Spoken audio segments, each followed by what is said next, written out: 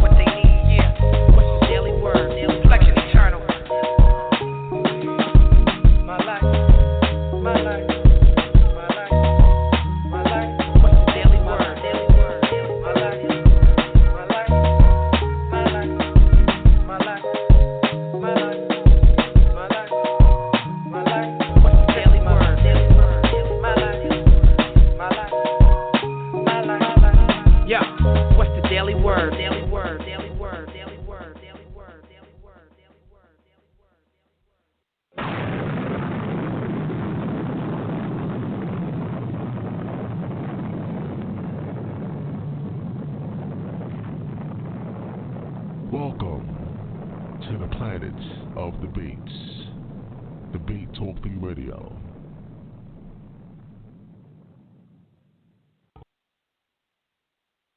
Out here in Birmingham, UK, we stay tuned to that Debate Talk for You radio show. Just want to shout out my man Sal and all the other hosts. Make sure you keep it locked right here from the Express Truth. Peace. Greatness attracts greatness. Talk with the Titans host here, Callum L. And you're now locked into Debate Talk for You Radio.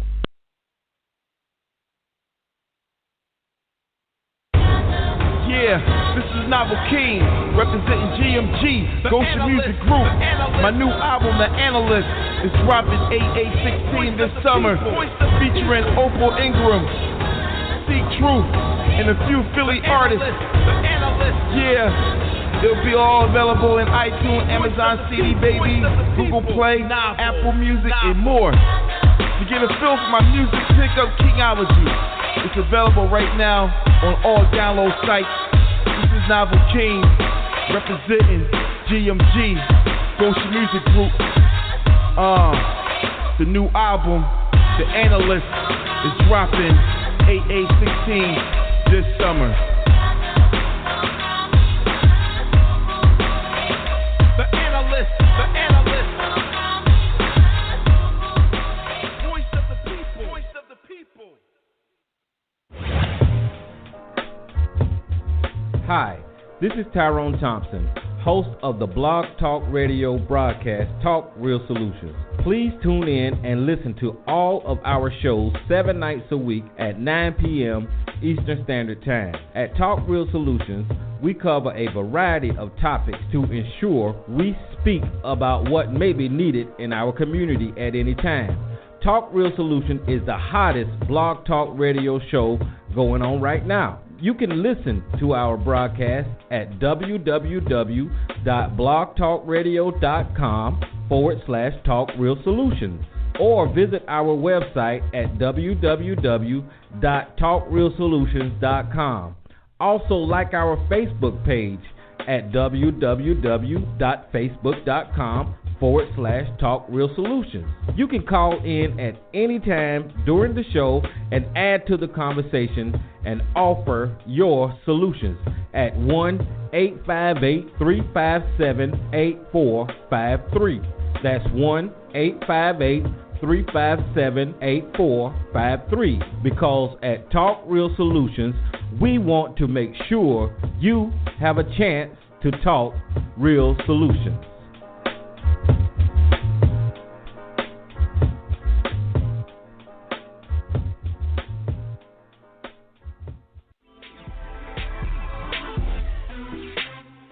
Greetings from the I Love Being Black movement. We have the largest black Facebook page with over 6 million fans worldwide, and we're offering advertising options at affordable rates. If you want to increase your reach with loads of new fans, then this is absolutely the best way. We also offer seminars, consultations, and strategic planning services by Kumi Rauf, aka the Social Strategist. Why not contact us today at ilovebeingblack.com or call us at 310-807-5775. Cheers.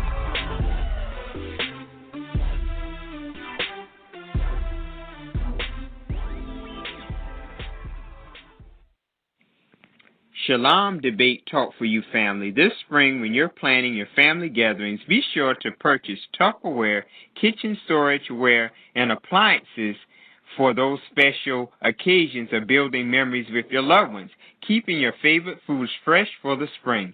And don't miss out on the chance to win a 32-gigabyte Kindle Fire HD with any eligible purchase made up until April 21st. Be sure to take advantage of this offer and great deals at www.shopfortupperware.com. That's SHOPFORTUPPERWARE. Make healthy meals and beautiful memories. Shalom. Shalom Aleichem, Israel. This your brother Zadok Ben Israel, assistant teacher at the Congregation of Israel, the Knesset of Jesus, located in Buffalo, New York. We believe in the full, uncut Word of God from Genesis to Revelation, and we seek to share the truth that the Holy Spirit has witnessed to us. So if you are interested in finding out more about our ministry, please visit us at www.congregationisrael.net. You can also find our teachings on YouTube under my namesake, youtube.com/Zadok Ben Israel. We also have a page, Knesset Yeshua, KNESSETYSHUA. You can also find us on Blog Talk Radio every Tuesday, 8 p.m. Eastern, on the Growing Stone Bible Study Show. Go to blogtalkradio.com/Nazarene. And if you feel you just want to reach out and talk to us personally, call us 866-78-BIBLE. Shalom, and we look forward to hearing from you.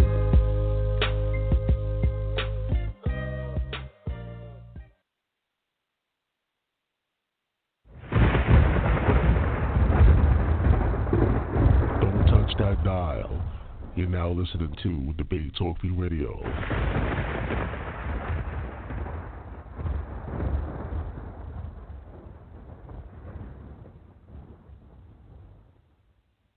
Yeah, Shalom. I want to give a shout out to Sal at Debate Talk for You. What's going on? Hey, Debate Talk for You is where it's at. You know, get your verses straight, put your cell phone record, come on board, present what you got. If anyone try to cut you off, Sal will just mute that guy's mic. You know, he'll let you express what you got. He'll let you present what you studied for. Let the audience decide if what you got, you know, is inside the scriptures.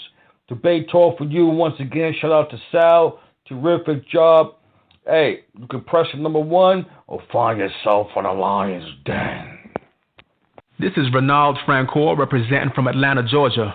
And when I'm not busy in the studio, I'm checking out Debate Talk for You Radio. Keep up the great work, Sal Showtime. Hey, what's going on, everybody? How you guys doing? Welcome to another show. You're now listening to Season 6 of Debate Talk for You Radio. Of course, I'm your host, Sal Showtime, and it is Monday. You know what that means. The Relationship Challenge is back each and every Monday at 8 p.m. Eastern Time. And right now we have volume 16 of the Relationship Challenge. We appreciate all the support out there for the people that's been making their comments and, supporting the show itself, the segment, the Relationship Challenge. And it's going to be, another classic show for you guys. Today's show is entitled, Whose Line Is It? What roles belong to women and men? Once again, whose line is it? What roles belong to women and men? We're going to get some more clarity as we introduce everybody on the panel. And, of course, I see a moment for calling in your phone via Skype. We appreciate you guys for tuning in. Live, checking out the Big Talk Radio. Amuna, if you're out there, you press number 1. All right, so of course we introduce the first lady at the Big Talk for You, the creator of this segment. This is Amuna. Welcome to the show. Thanks for having me once again. Another week. Boy, the time is flying. All praise be to the Most High, the Holy One of creation, giving thanks and praise for this day. What's up, Brother Sal? How are you doing today?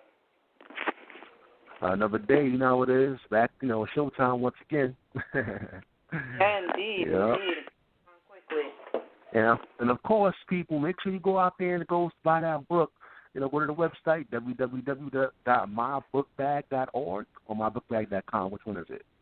No, it's .org, yeah. Mybookbag.org. There we go. And, the book is getting reviews. The people are liking it. like I said before, if you would like to, there's a free first chapter. So go ahead and go to mybookbog.org. You'll be able to read the free first chapter and get it for your children.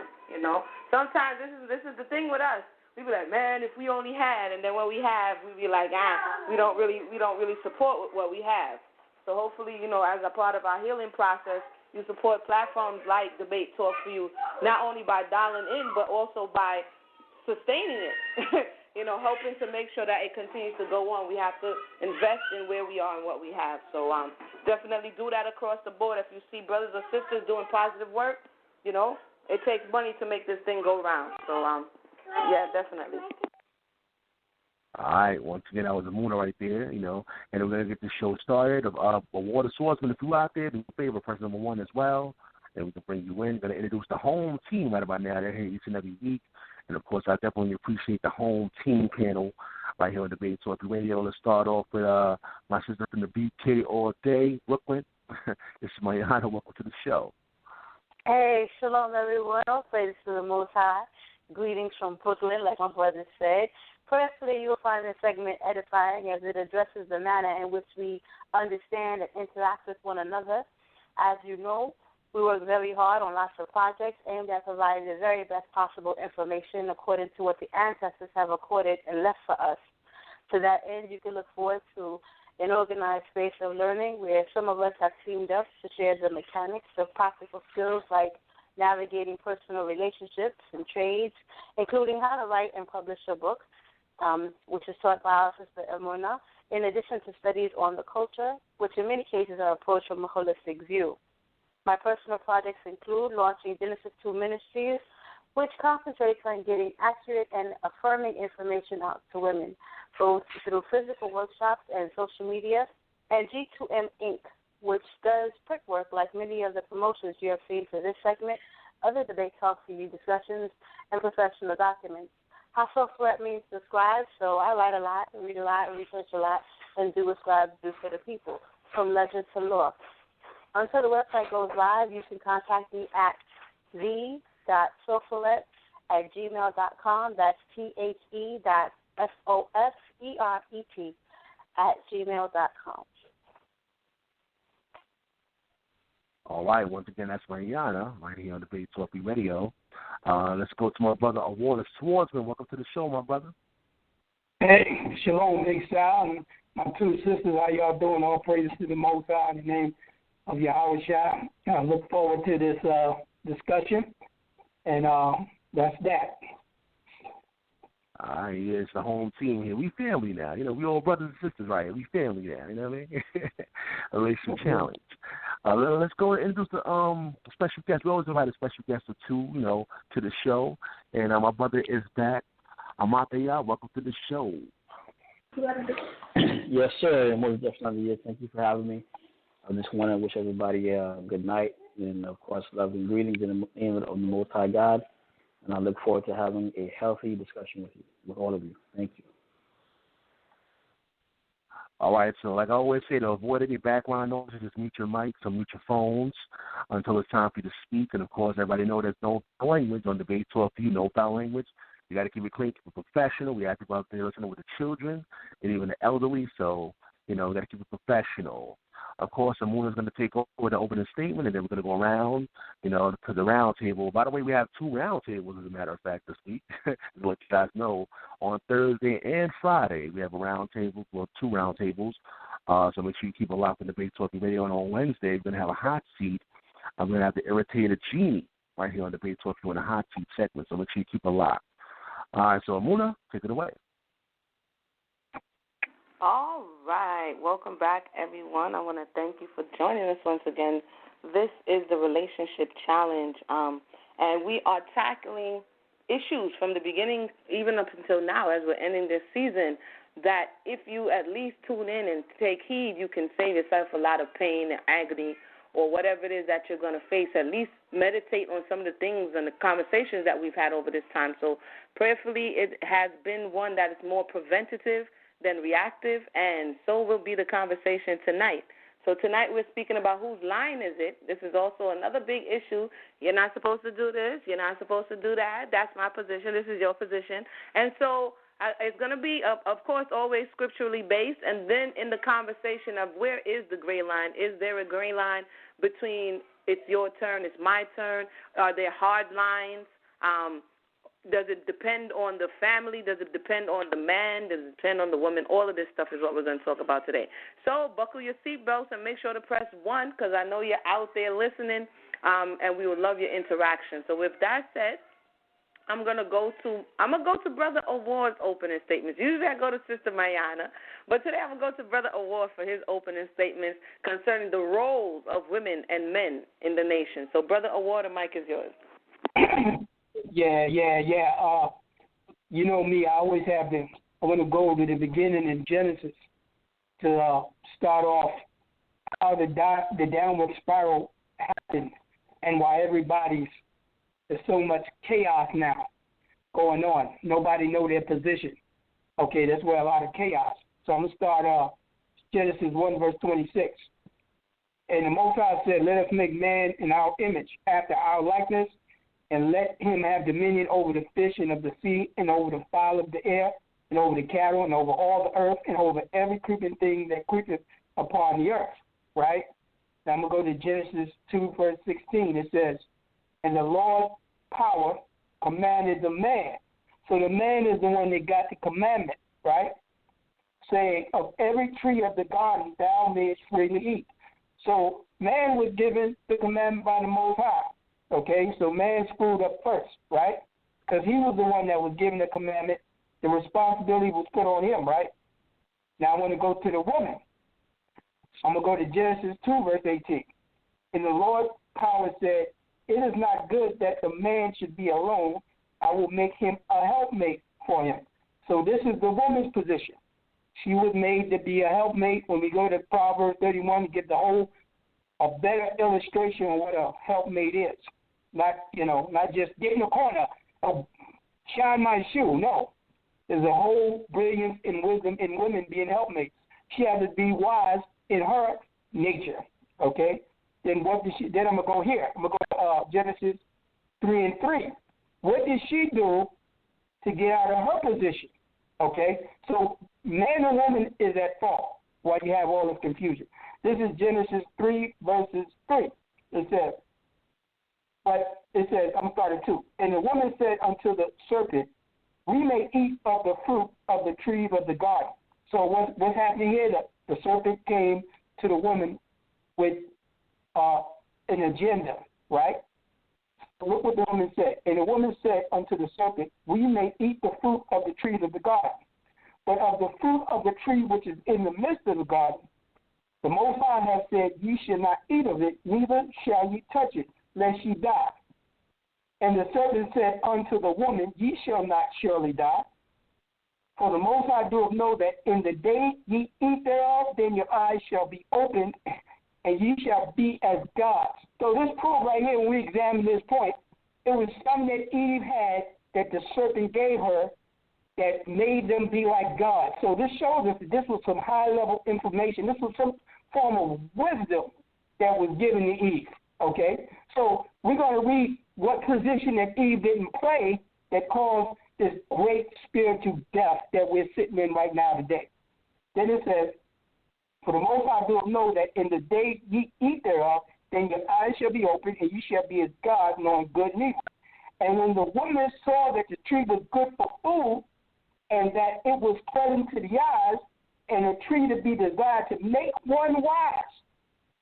So this tree that she tapped into, I'll explain it later what it is, it made her wise, all right? She took of the fruit thereof, and did eat, and gave also unto her husband with her, and he did eat. So what I'm bringing out here, both parties did not play their part. Adam didn't keep the commandment, okay, which was given to him, and Eve tapped into some knowledge that was given by the serpent and went over Adam's head and then gave it to him. So I just wanted to set the tone in playing the part, going way back to our fathers, way back in ancient times. And with that, I'm going to pass the mic. All righty now. Brother Ward just kicked it off. We're going back to the Genesis story. I'm gonna go back now to Genesis 2 Ministries. Sister Mayana, your thoughts on your opening statements on this conversation? Oh, shalom, everybody. I'm glad to be here again. So the topic is obviously a really good one because it's going to reveal a lot of spirits and we see what kind of spirit people are moving in with regard to how the nation used to be built and what role each person has to play in that rebuilding. Now, historically, both men and women contributed to the culture and how it was organized and how it was birthed. Going back to Genesis is interesting, particularly when going to Genesis, the first chapter, where it says, I think I heard Awar read from 26, and I think he may have ended with 26, because in 27, it becomes very clear that the Most High created in his own image, in the image of the Most High, he created him, male and female. He created them. And that's where it is. And the Most High blessed them and said to them, be fruitful and multiply, fill the earth and subdue it, have dominion over the fish and the sea, over the birds of the air, and over every living thing that moves on the earth. So we see here that the commandment that came from the Most High was given to them, which is a plural pronoun, and that plural pronoun is explained in 27, male and female. So we see here that both the masculine and the feminine principle is present from the beginning, no matter how much others may want to omit that fact and not admit to that fact. And this is repeated again in Genesis, the 5th chapter, in the 2nd verse, where even when talking about Adam, we see that the masculine and feminine principle is still present. The Most High does not privilege the male principle over the female principle. Indeed, in Genesis 2, we find that with the masculine principle, the Most High decided it is not good for man to be alone. So to isolate the man and make it seem as if there is some reason to exclude the female because of the masculine presence, we see that the Most High said it's not good for man to be alone. And what he does is he does not create dogs, man's best friend. It is not. He does not create the brotherhood. What he creates for the man is a woman. And he separates the masculine and feminine principle. So they occupy their own physical spaces. And now they're able to face one another. Indeed, the word meet in Hebrew is actually indicative of being opposite in such a way as being where they're standing face to face or they're able to face one another so that the woman can reflect back to the man. And that is what is the purpose of women. There's no real mystery. I think it's important here to kind of demystify this notion of the tree that she partook of. The tree is very plainly called the tree of the knowledge of good and evil. It's very much the same way that if you approach an apple tree, the fruit that would come thereof would be an apple. Or if you were to approach a peach tree, the fruit thereof would be a peach. If you go to a tree that is the tree of the knowledge of good and evil, the fruit thereof would be the knowledge of good and evil. So what Eve partook of, very plainly, the knowledge of good and evil. Having said that, and obviously her mate was there, and he participated in partaking of this knowledge of good and evil that they were initially told not to participate in. Going forward, this does not affect, because we see that the Most High becomes disenchanted with all of creation, and for the most part chooses to reset creation, beginning with Noah and his wife, his sons, and their wife. And we find ourselves in the position of being able to resume the original design. And going throughout the text, throughout the volume of the text, we see that women continue to occupy spaces. There are different spaces from the men. The men have very necessary, very different, and very important spaces, but that does not diminish the value of the spaces that the women occupy. I think that what becomes problematic is that at some point the women felt like they needed to compete on a masculine scale, and that's not necessary because the roles of the women carry value just by their nature and those spaces. And the reason why this particular conversation is important is because the women have to learn to appreciate their spaces, appreciate the value of the spaces that belong to them, and not internalize the idea that those spaces are diminished because they are different from the spaces that the men must occupy, and must be left alone to occupy because those are their spaces. Certain things carry a particular vibration, a particular necessity, and when it becomes the point where the men feel like their positions are the only positions, or when women feel like they need to occupy spaces that the men are occupying, we necessarily cancel each other out, and we are destroying one another because we are not appreciating one another and allowing each other to, with value, with dignity, with integrity, pursue what the Most High has designed and ordered us to do. And with that, the floor is whomever goes next. Well. I want to thank you for that. That was Sister Mayana. For those who joined us, we're talking about roles for men and women.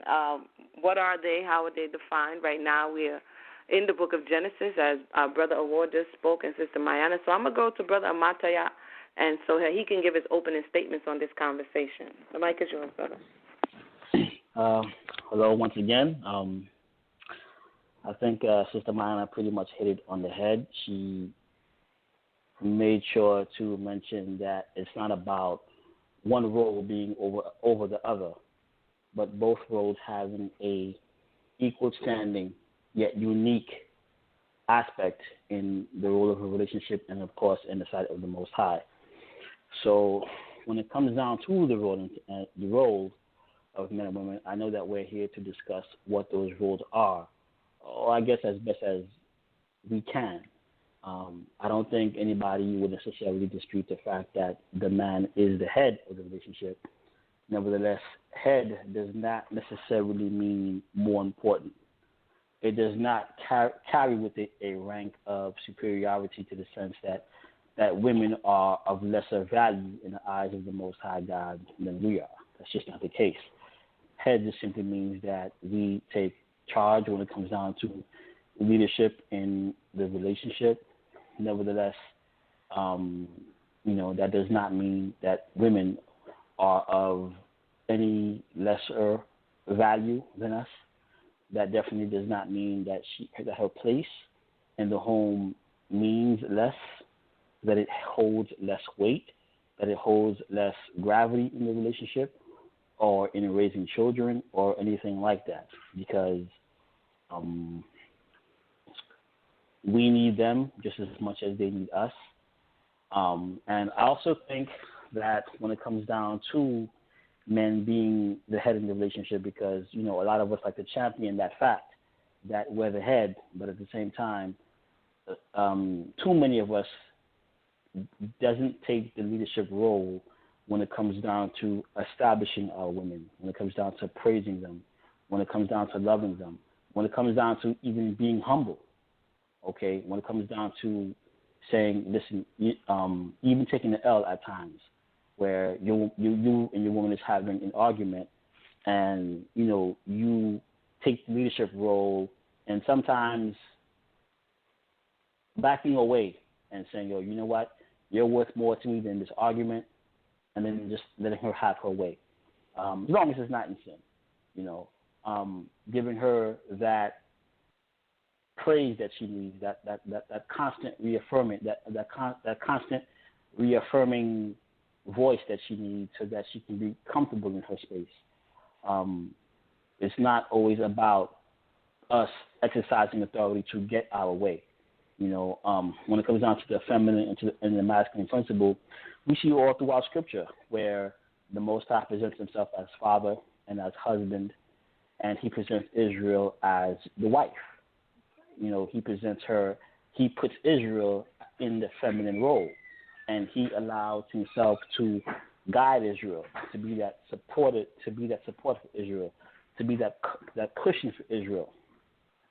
And so much the fact that he gets upset when Israel, as the feminine principle, goes outside to meet her needs, because he is the masculine principle and he is there to meet Israel's needs, and he goes out of his way to show that.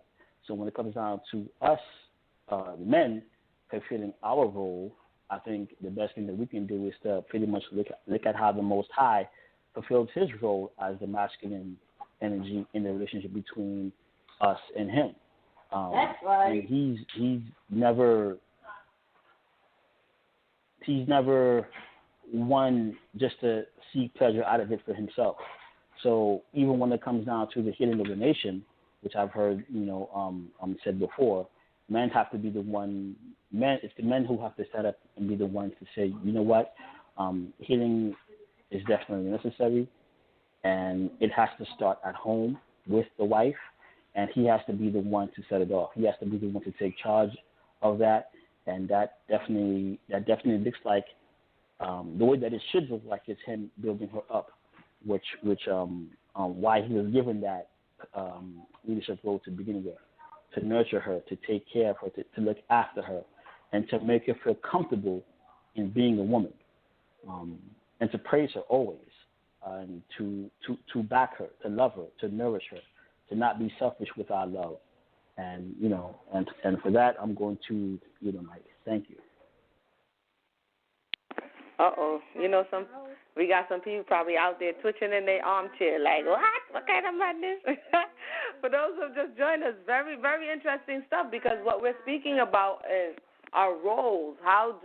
And I heard some very good things just a while ago, and hopefully we'll be able to explore them a little further. And some things more concrete concerning necessarily the household, who's responsible for the majority of making sure that you have the substance, the things you need, the food, the clothing, shelter. Whose responsibility is that primary and secondarily? Whose responsibility is it to rear the children on an ongoing basis? All of these things that may cause mass confusion within the households, hopefully we'll be able to touch on those things. But for right now, I want to go to, thank you for that, Brother Ahmathyah. I'm going to go back to Brother Award now for his thoughts on what was just said, as well as what he desires to say at this point. Yeah. Here's the thing, right? I'm going to finish what I said last time out. The reason why this book is the most hated book in the universe, why people choose to not deal with the book, make up things because of what it says. Okay, there were consequences going back into Genesis of to Adam and to Eve, right? And I just want to read Eve's consequence of what she did. The initiative that she took to break that commandment and tap into that wisdom, that evil wisdom that she wasn't supposed to tap into. This is Genesis 3, verses 16.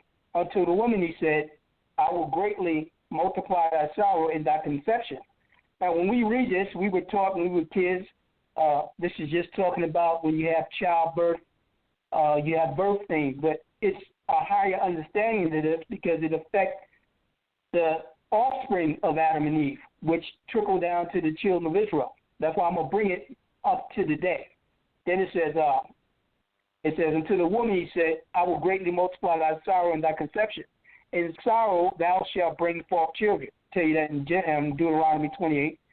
And thy desire shall be to thy husband, and he shall rule over thee. So what this shows us is that the Most High took initiative to establish a structure after the transgression of these two individuals. He established now a structure, okay, where he said the woman shall be, I'm going to read it again, okay, and thy desire shall be to thy husband, and he shall rule over thee. I went throughout all the scriptures, and I didn't find where the Most High corrected this or gave women an out. Now, women have went in positions of power, played wrong positions and stuff, took initiative, being that the world went in a downward spiral to evil. But I never read anything where the Most High came back and gave a license to correct the errors of Eve. So I'm going to read right here. This is Genesis 3, verse 22, where man was given a way to redeem himself. It says, and the Lord power said, behold, the man has become as one of us. How did man become as one of us, and who's the us? You're talking about the heavenly host. The Most High, yes, his son was there. Okay, the Savior, the angels. That's what it means by man became as one of us. And it says what? It says, become as one of us to know good and evil. When did man know good? When the Most High made him in his image. So how did he know evil? When Eve introduced him to that evil understanding or wisdom that she was dealing with, that the serpent introduced her to. Then it says, and now lest he put forth his hand and take also of the tree of life and eat and live forever. So man was given the opportunity to take initiative to put himself back in reputation with the Creator if he takes that initiative. I just wanted to bring that point out to finish it out, where it goes back to playing. The man had the position or the place to take the initiative to start playing the position he was created to play. Okay? And then women were put back in their position, which is the helpmate position. And we can't forget that. Going back to Proverbs, a good example of what a helpmate is. So the Most High put in structure after that because we screwed up. Man and woman screwed up. Let me read this. This is Ecclesiastes 25, verse 24. Of the woman came the beginning of sin, and through her we all die. So the Most High corrected this. And we're going to read about the structure as I further go on, and we're going to show how this structure needs to be put in today. And we're going to show why this structure as society is not dealing with the structure the Most High came and reiterated. Why? Because this world is ruled in a different fashion than what the Creator set out to be. But with that, I'm going to pass the mic, and in the next turn, I'm going to bring out the structure that's now put in place to correct the errors of our fathers. And with that, I pass the mic. All right, now. All right. Sister Bayani, your thoughts on what Brother Awad just said and whatever it is that you wanted to add to the conversation. The mic is yours. Well, rather than make any comments on what Awad, his conclusions were on the matter, I will instead just go back to the actual text. And in the third chapter, the 22nd verse, where it is said, behold, the man has become as one of us. The word man there is not ish. It is Adam, which means it's not talking about the masculine principle. It is talking about both the masculine and feminine principle together, meaning it is talking about humankind or us as a people, because it was both the masculine and feminine principle that partook of the knowledge of good and evil. I don't know why that's being dropped. This is a tree that had the knowledge of both good and evil, and both of them partook of it. So both of them had this knowledge, and it was the both of them that the Mala'ak were concerned with when they said that man has become like us, and why they wanted to protect the tree of life so they could also have access to eternal life, becoming immortal, on top of having all of this new information. Also, what I found interesting was Awad, who is usually very apt at going to the New Testament for his information, has opted to go to the Apocrypha. In a letter written by Paul to the Corinthians, 1 Corinthians 15:22, Paul states that as in Adam, all die. So it sounds like what we're trying to do is place an onus on the feminine principle, when very clearly this onus departing from the will of the Most High fell on both the male and the female. And we kind of need to be honest about that. And try not to play the blame game, because the blame game is not going to get us anywhere. It didn't work for Adam, the male principal, when he said to the father, "It's the woman you gave me.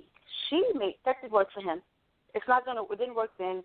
It's not going to work now. So there's no reason to resurrect that particular argument. Instead,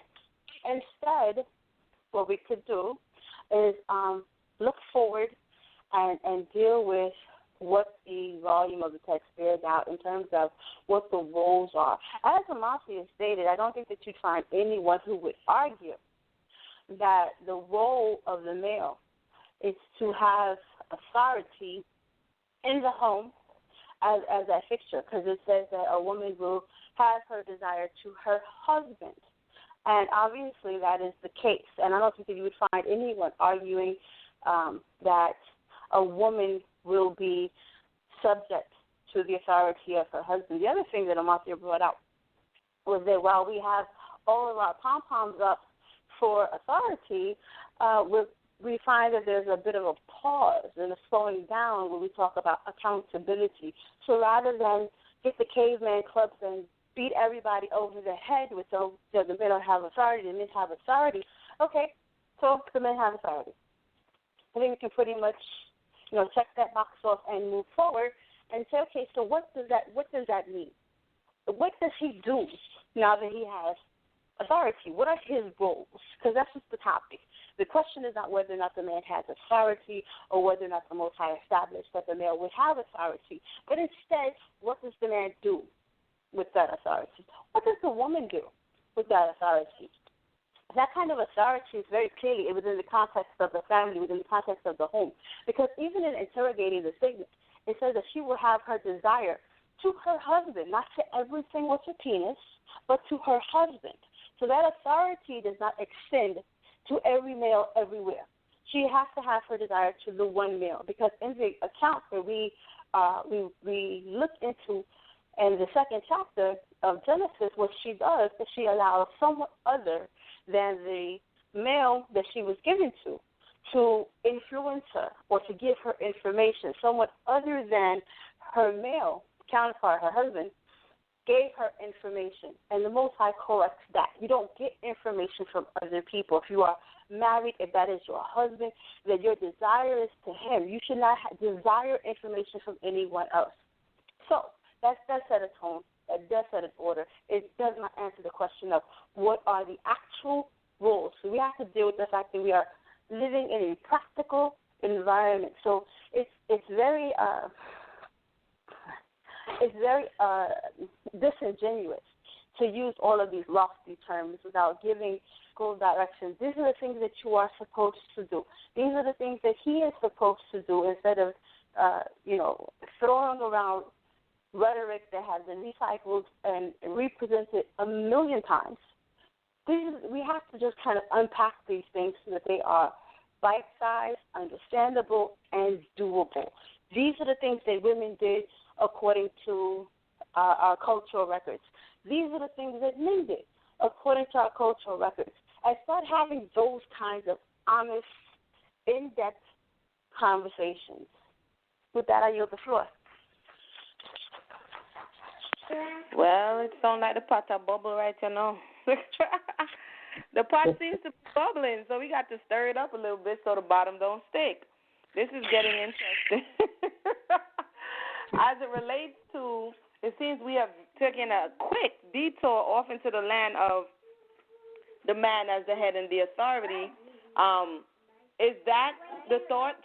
Is that where? Because oftentimes when we keep revisiting something, it's because that could possibly be where the injury is. That is where someone is, like Mayana just she actually stated, that the onus, like who are we putting the blame on? Are we in another way recreating this blame game situation? Why did we quickly get to the point of whose fault is it as it relates to roles? So that's the question, and I'm sure that many who are listening at this time will say, okay, now fast forward to this space and time, and how does that translate into now? So very good dialogue. I'm going to go to Brother Ahmathyah, and I relinquish the mic. Yeah, I definitely like where this conversation is going. And if anybody wants to play the blame game, I mean, that's something that we can definitely do. And if we do that, I think the scriptures will bear out that the blame rightfully belongs at the feet of the man and not necessarily the woman. Because in 1 Corinthians 15 it says that in Adam all died. It doesn't say in Eve. Now, of course, I'm not saying that Eve didn't have a part to play, but the whole point is it goes back to what I said earlier. If you are the head, which men are, which we are, that means that we are the head and the first at taking everything on, which also includes the blame. We men have to put our egos aside and get out of our own way.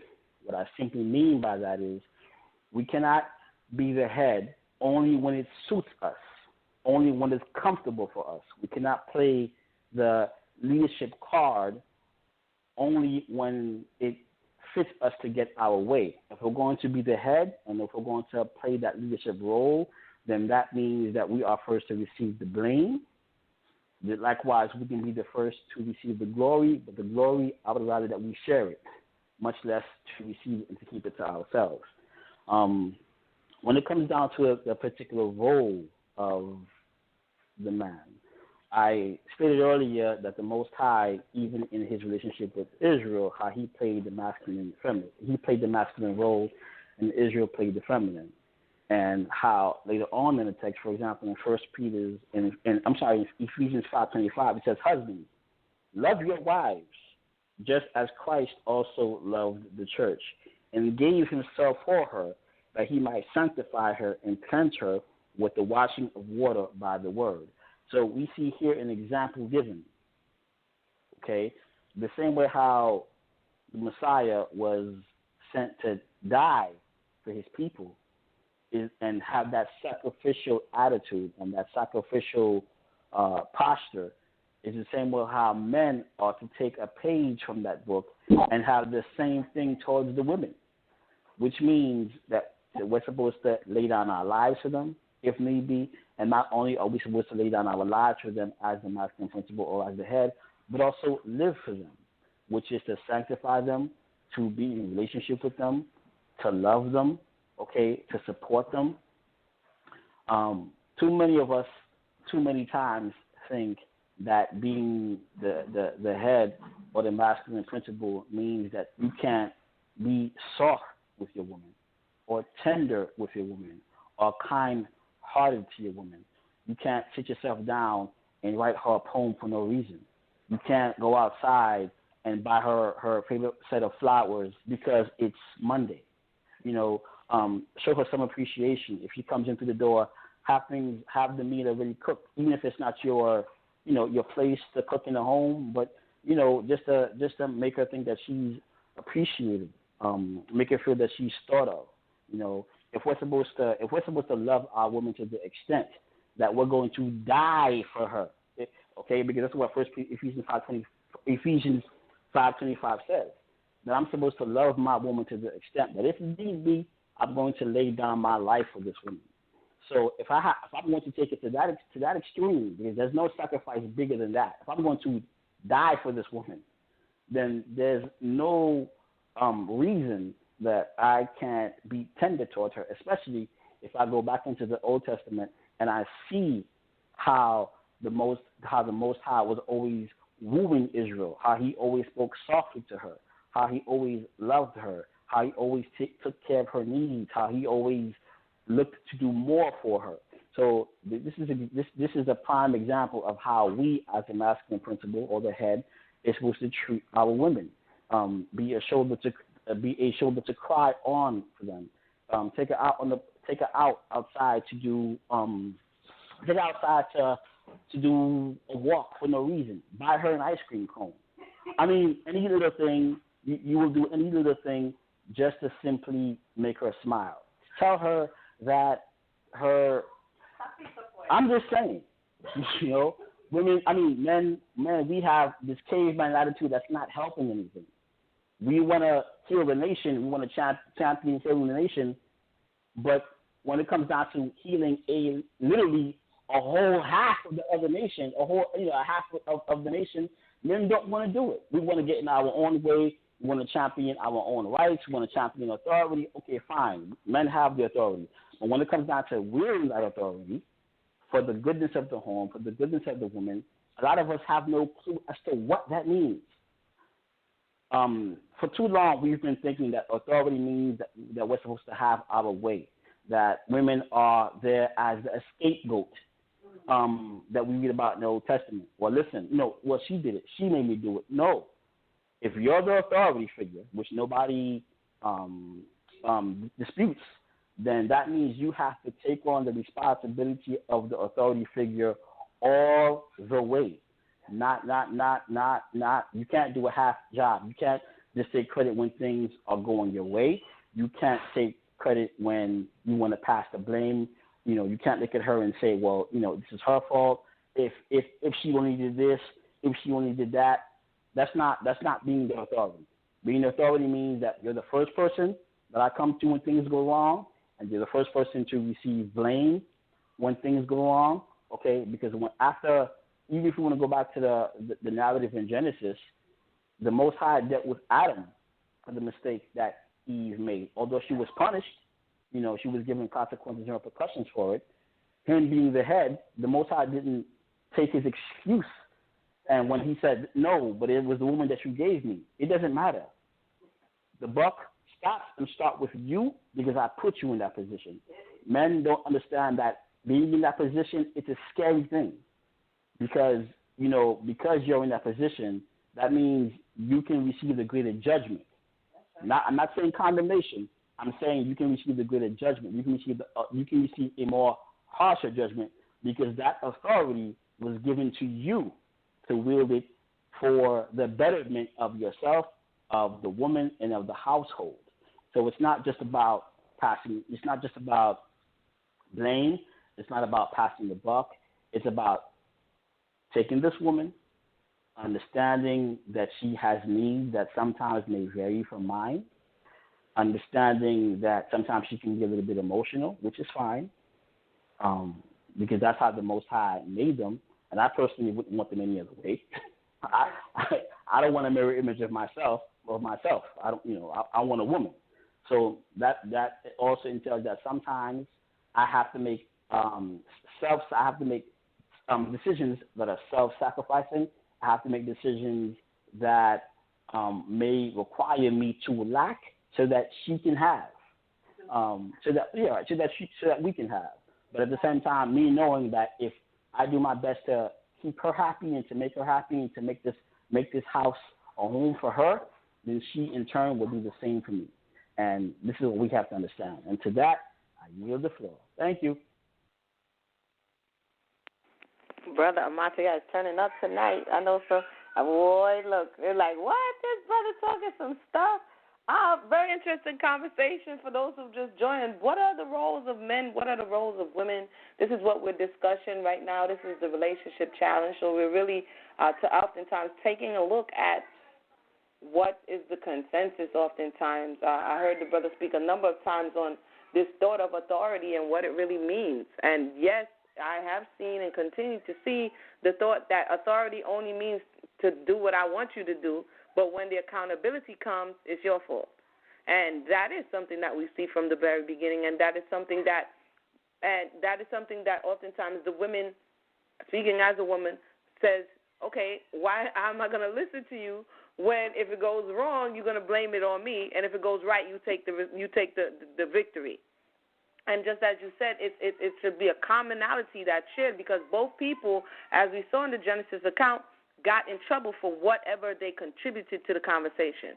There's also another narrative that's floating around in the atmosphere that if he makes all the decisions that you don't get in trouble for it as the woman. So basically, if you have you have a wicked husband and he makes the decision, you don't get in trouble for it because he's your covering. So what are the roles as it relates to what you're responsible before the Most High, whether you be male or female? Brother Awar, your thoughts? Yeah, I know that brother got every Shylight album there is. But let me get this message. What I want to say, right, is that before us as a people, before we move forward, we have to establish a structure, or the Most High have established a structure for us so we don't make those horrific mistakes again. And what I was trying to point out with bringing all that out is that Eve was at fault and Adam was at fault. Okay? So there had to be a structure now put in place from the Almighty that we can move forward in righteousness. And we will not be confused on what positions we need to play, because that was the depth that we're in now, and the chaos is due to a misunderstanding on what positions we were supposed to play. Adam was confused on his position, and he listened to the woman, and the woman was confused on her position when she took heed to the serpent. So let me read this. This is 1 Corinthians 11, starting at 1. Be ye followers of me, even as I also am of, we say, Yahushua. Now I praise you, brethren, that ye remember me in all things and keep the ordinances. So this is not Paul's ordinances. These are ordinances that go way back to Genesis of our Father, as I delivered them to you. But I would have you know that the head of every man is the Messiah, right? Why? Because he did it perfectly. He did what was required. Okay? The Father, the structure that he had from the beginning. But let us make man in our image. The Savior didn't fumble that like Adam did. So now the authority was given to him to be the light and example. So let's look at the structure. But I would have you know that the head of every man is the Savior, Christ. And the head of the woman is the man.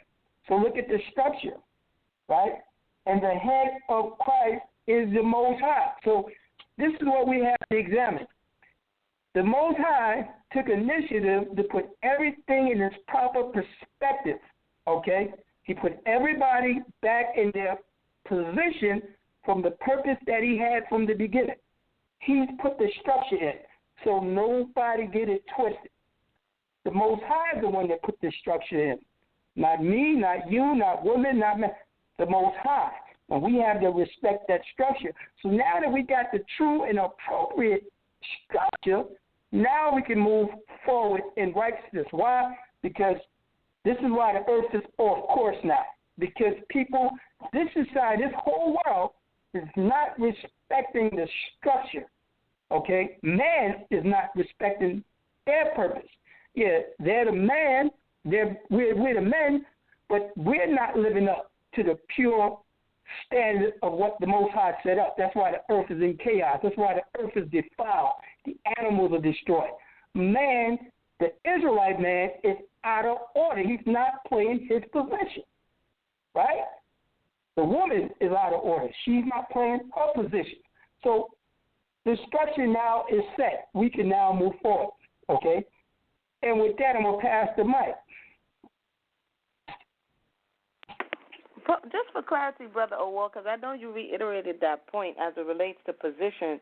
It's like back in the day, you know, in basketball, you have the name of the position, like the forward, the center, the point guard, the two guard, right?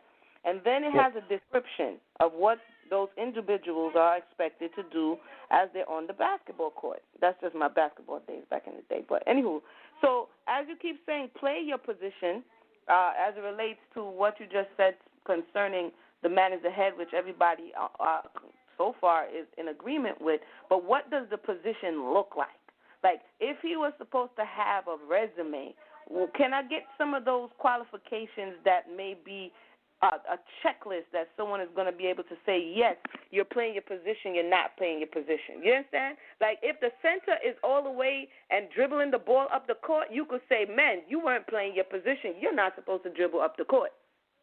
And so this is kind of where we're going with this conversation. When we say he's playing his position, is he a provider? Is he the one supposed to be the protector? Is he supposed to be the breadwinner? Like, what are the things concerning the head that one, as a woman, they should look out for to be able to say whether or not this person is suitable or unsuitable because they're not playing their position? So what are some of those things in your estimation?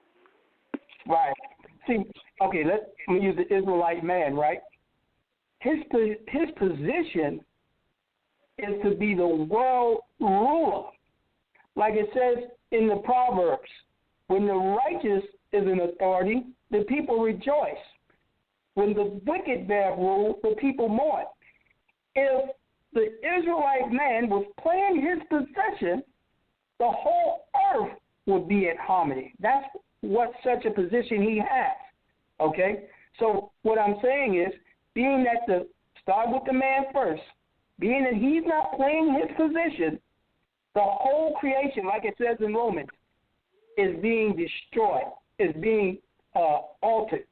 From the animals, the insects, the ocean, the earth is defiled under the inhabitants thereof. That's what I'm saying. So, Israelite man's position is very, very important, which if it was corrected, everybody would be at harmony. That's what I'm saying. All right. Thank you so much. Sister Mayana, your thoughts on that question, or anything else you would like to add to the conversation? Can we get some checklist items of what exactly one is supposed to expect from either the male or the female? Absolutely. I would really enjoy giving you that. But because such a masculine energy is currently at play, what I'm going to do is I'll yield this turn to Ahmathyah and then take it up when it's done, if that's okay. Uh-oh. Are you about to go get hustle for red on me? Oh, chill. When Mayana heals, you got to understand she's coming back with fire. I don't know about that, Sister Mayana. You might be off for a minute. You might go write a dissertation and come back on me. No. I'll keep it in summary. All right. Let me check on Brother Sal before I go back to Brother Ahmathyah to see if anybody's out there. If you're out there and you have any thoughts on this conversation, feel free to press 1. Let us know some of the positions, what is to be expected of them, because you have to understand also that we're coming back from a destroyed state. Communities who have been intact for uninterrupted, they kind of know what is expected. But because our roles have been so disrupted, even in this last captivity and exile, it's all discombobulated.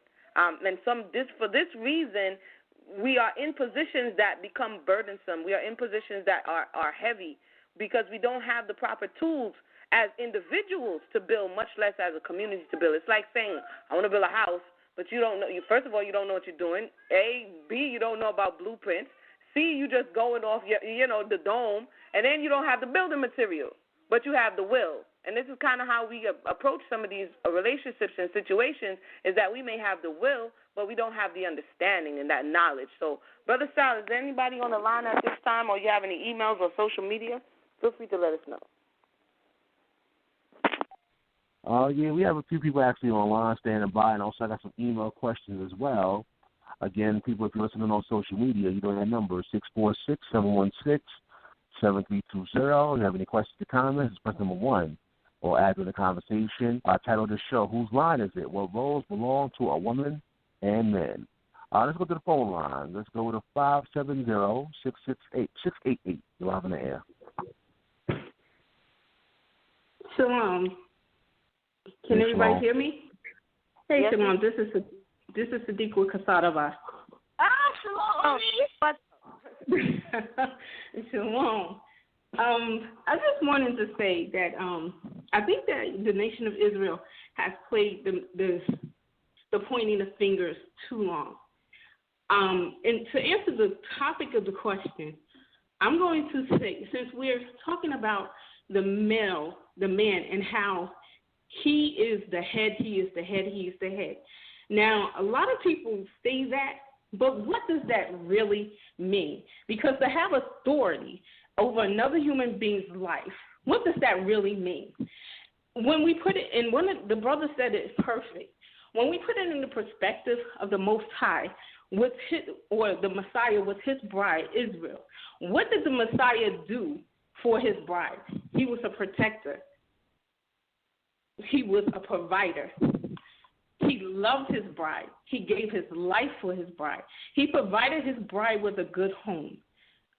Even on a level of male-female companionship, a man has so much authority that he has a huge responsibility on his shoulders. And when a man decides that he wants to become a husband, I don't think a lot of men understand the huge responsibility and weight that he has on his shoulders. Even to have the ability to annul a vow that your wife makes. In order to do that, you have to know Torah. In order to do that, you have such a great responsibility. I don't even think you all know. And then we have men that say, well, I don't need to provide for a woman. But that's not what the Most High did for you. The Most High provided land. He said he gave rain. He gave you crops so that you can increase. He even increased the goods of your womb. So I think that men are really stuck on the authority part, but with that authority, what comes with that? There comes a lot of responsibility. And I think a lot of men want to be husbands, but they're not suitable to be husbands because they don't understand the roles of being a husband. And with that, thank you for allowing me to speak. Okay. Thank you so much for that, sister. Definitely, as it relates to the responsibility, and this is why we're asking these questions. Do the men, as this is where we are, not to necessarily pick, but because that's the conversation as it relates to the masculine principle, because they're head, so of course they could go first. Do you understand what this is? It's the same thing like entering into producing children. Do you understand the weight of the responsibility that you're talking about? You can say, I'm the boss of you, I'm in charge of you, but you also have to say, I'm in charge of feeding you, I'm in charge of clothing you, I'm in charge of, you see, you get in charge only because you have the responsibility of provision. And without this provision responsibility, we run into problems, and that's kind of what's going on right about now. It's the I'm the head conversation, but there are no provisions on so many scales. And as a matter of fact, it's kind of like the roles are being reversed. And you provide for me, you secure me, and I'm still the head. So definitely very interesting. Brother Sal, hands in the air. Yeah, I'm still here. We got some more callers standing by. Let's go to 443-815. You're live on the air.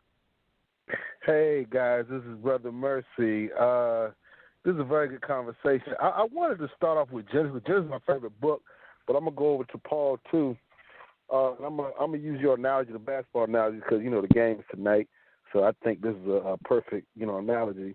But, yeah, let's go to Genesis chapter 2. Chapter 1, verse 26. Then God said, let us make man in our image, according to our likeness. Now, see, this is what brothers don't know. Them. Wow, them. Not him, them. Have dominion over the fish and sea, over the birds of the air, over the cattle, over all the earth, over every. So this is the them thing.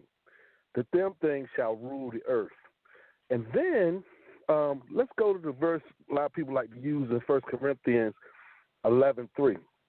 But I want you to know that the head of every man, that's one head, is Christ.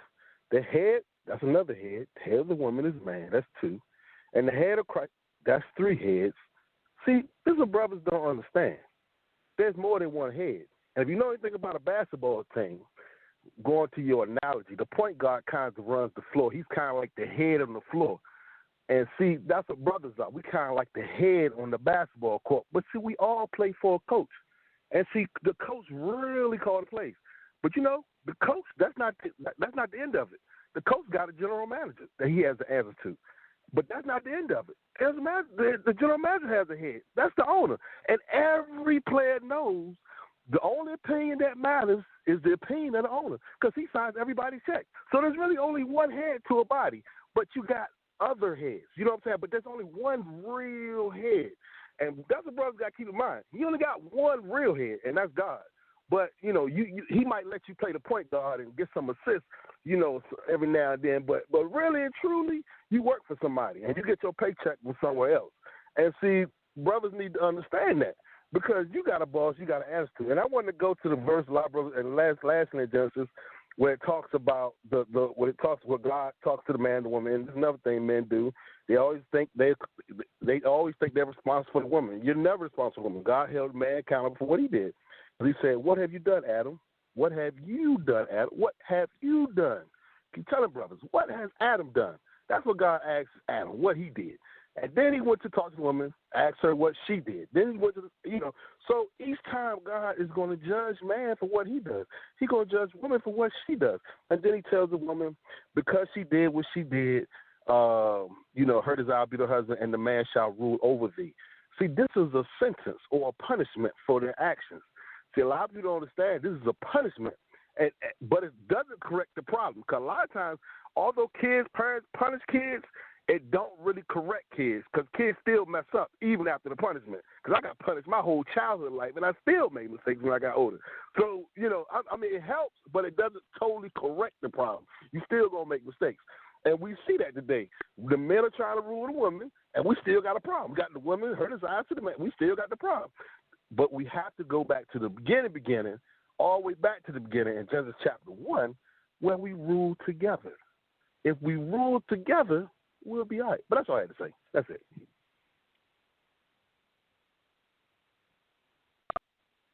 All right, that was the voice of Brother Mercy. He brought us some very interesting and important points because as you just stated and you went back to the Genesis account, a lot of times and your desire should be towards your husband is thought to be something that's automatic. It's something that she actually has to do.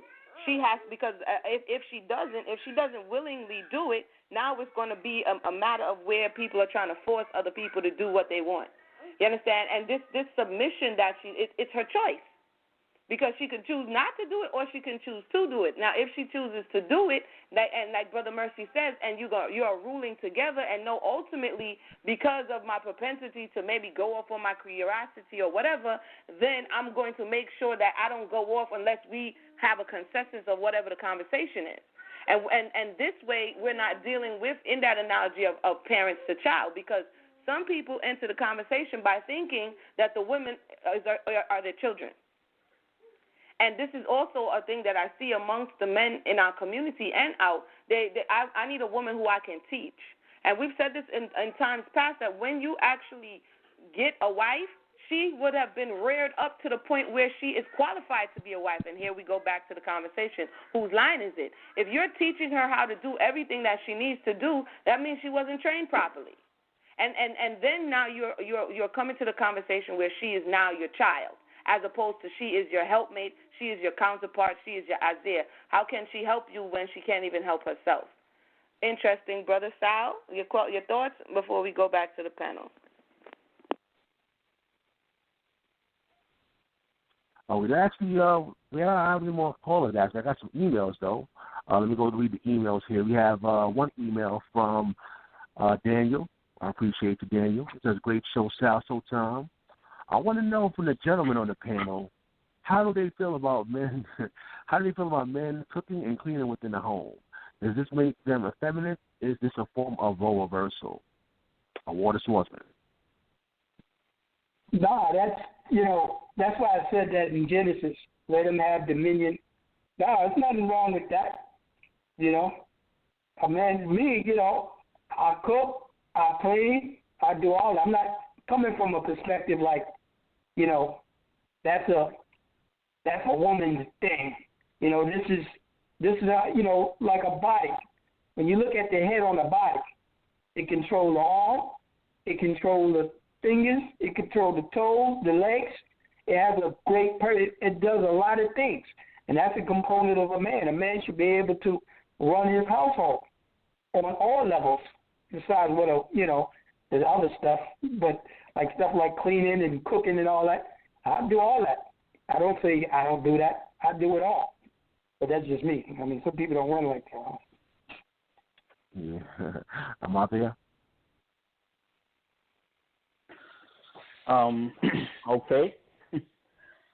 I think we pretty much have it established that the man is the authority. At the same time, too, I think it's also important for us to give that some kind of structure, to kind of take that clay and to mold it so that we can so that we as a people can know exactly what that image looks like.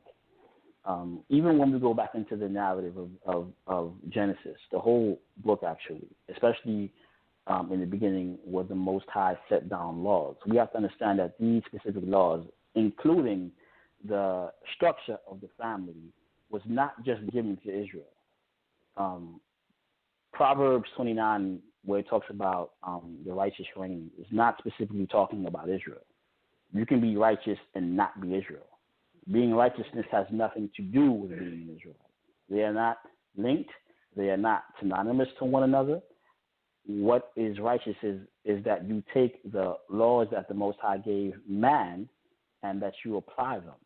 Yes, there were certain laws that were unique to Israel, but there were also general laws that the Most High gave to all mankind, as far as sexual practices, as far as the structure of the home, as far as lying, as far as adultery. You see certain motifs and certain laws that were given to all mankind, even to the point where even after the law was given, you have plenty of examples of the Most High punishing Gentile nations because they broke the law. Not the law that was given unto Israel as far as the priesthood and the dietary law and so on and so forth, but there were laws that were given to all mankind. And when a nation other than Israel broke them, the Most High dealt with them. And this law that we're talking about right now, as far as the what the home should look like, is also one of those things. So righteousness has absolutely nothing to do with whether or not if you're an Israelite, a Hamite. That really, righteousness has no color. In that regard, it has no nationality. It has to do with you obeying what the Most High gave you to do as a man, not as a Israelite man. Your bloodline, your nationality, your race, your ethnic background means absolutely nothing. It's fodder. In addition to that, when it comes down to it taking root, like I said before, if we as men are going to take the masculine, we're going to take the headship role, then we have to take and accept responsibility for the house, which naturally includes the woman who is a part of the house, which also includes the children. When you read the love that we're supposed to have towards the woman, like it talks about in Ephesians 5:25, the love that's there is actually the word agape. It's a verb. In Greek, that's the highest form of love. Greek, like other languages, may have a word like love. Like English has the word love. In English, we say love, and we say that across the board. In other words, the love, I would say I love you to my wife the same way how I would say I love you to my mother. But because of who I'm talking to in the context, you would know that the love is different. I don't love my wife the same way I love my mom. Greek, unlike many other languages, Spanish, for example, right, including Hebrew, would have different words to express those things. Whereas the word love that I would say I love you to my wife is not the same word that I would say I love you to my mother with. The love that's being used, that we are commanded to express towards our women, is the highest form of love. It's the sacrificial love.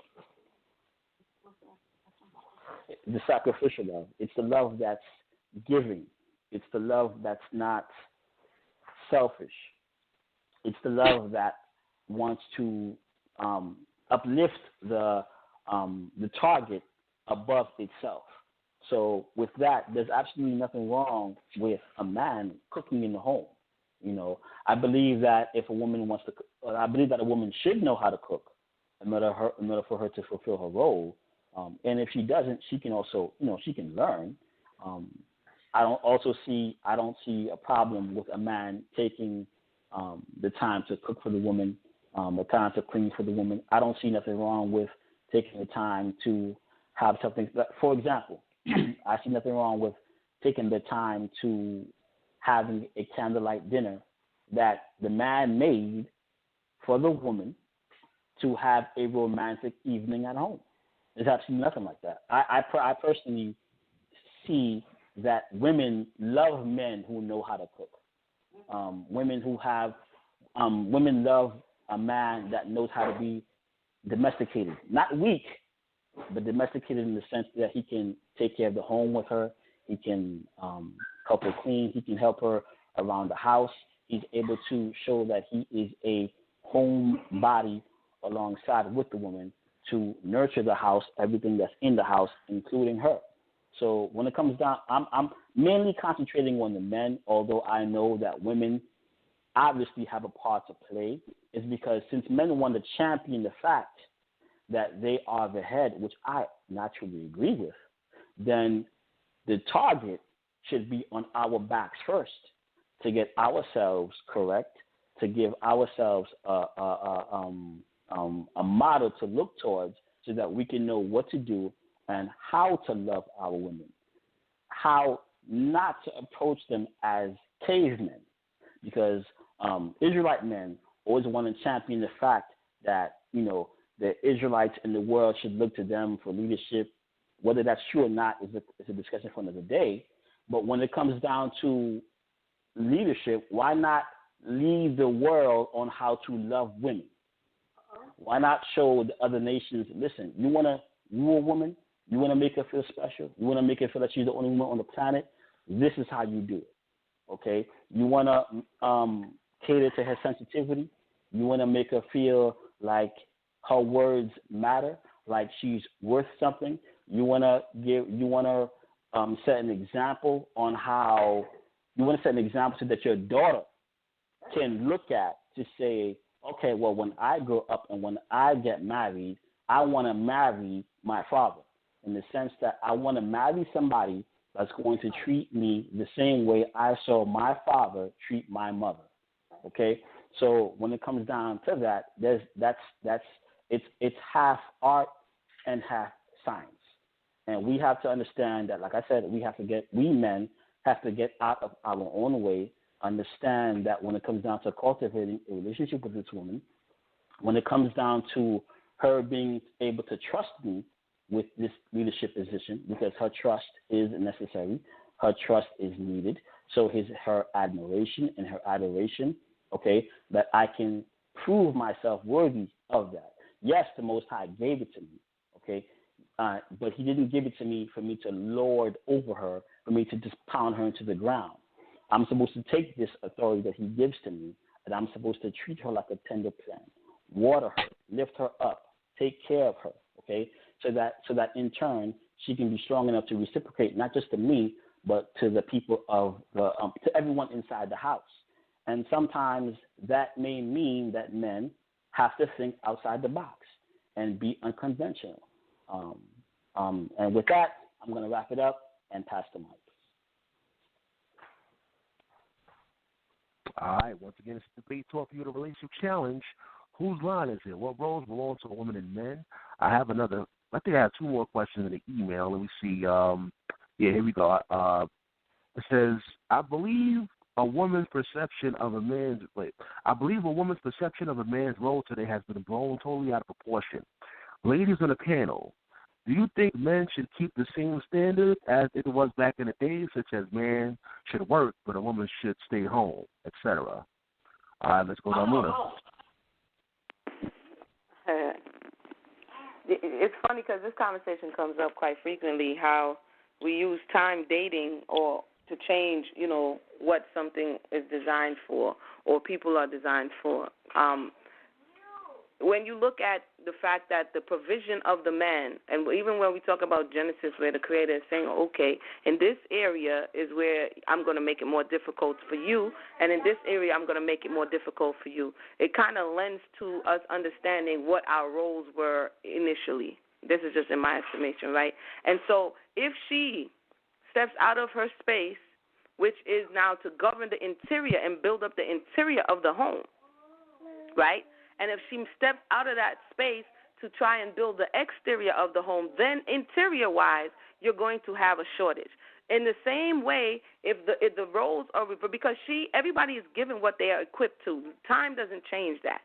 Everybody is given a certain function that innately within them they have to be able to do the job that the Most High gave them to do. It's the responsibility of family, parents and community to teach you culturally what's expected of you. So he needs to, the masculine energy needs to build, because even in his name, Bain, you see Bana, which is building, and in Bat, which is daughter, you see house, which is the same debate and the top. So you see within their names in the Hebraic culture their function. It doesn't mean that she's captive in the house. It means that this is where that patience and that love and that ability to nourish, that's her spot.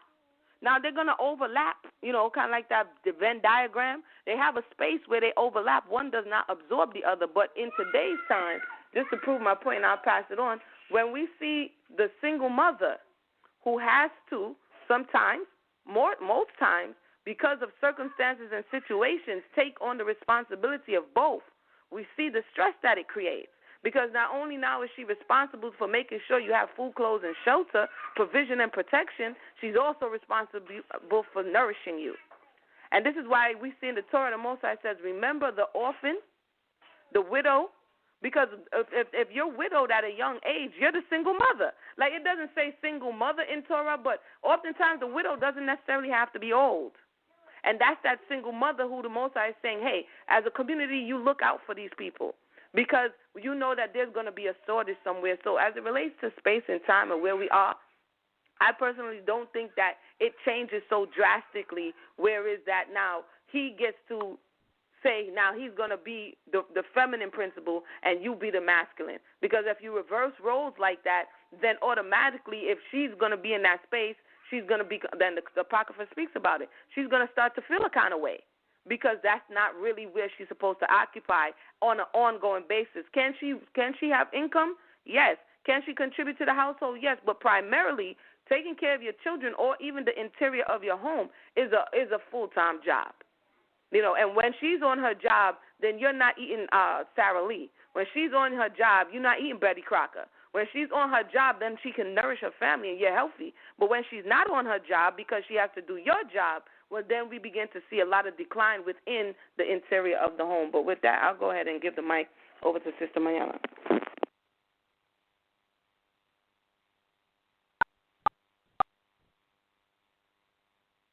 Shalom? Shalom. There you go. All right. So, okay, well, I'm going to hit on many of the points that are important to answering that question. And as she stated, there are predictable consequences when the rules are reversed, especially in the areas of provision and protection and things of the like. As she stated, it's in the Apocrypha, the 25th chapter and the 22nd verse. These predictable consequences are recorded. States a woman, if she maintain her husband, is full of anger, impudence, and much reproach.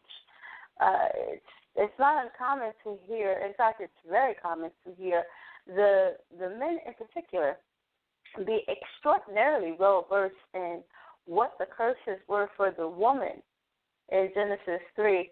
But interestingly enough, they tend to omit the curses that went down to them.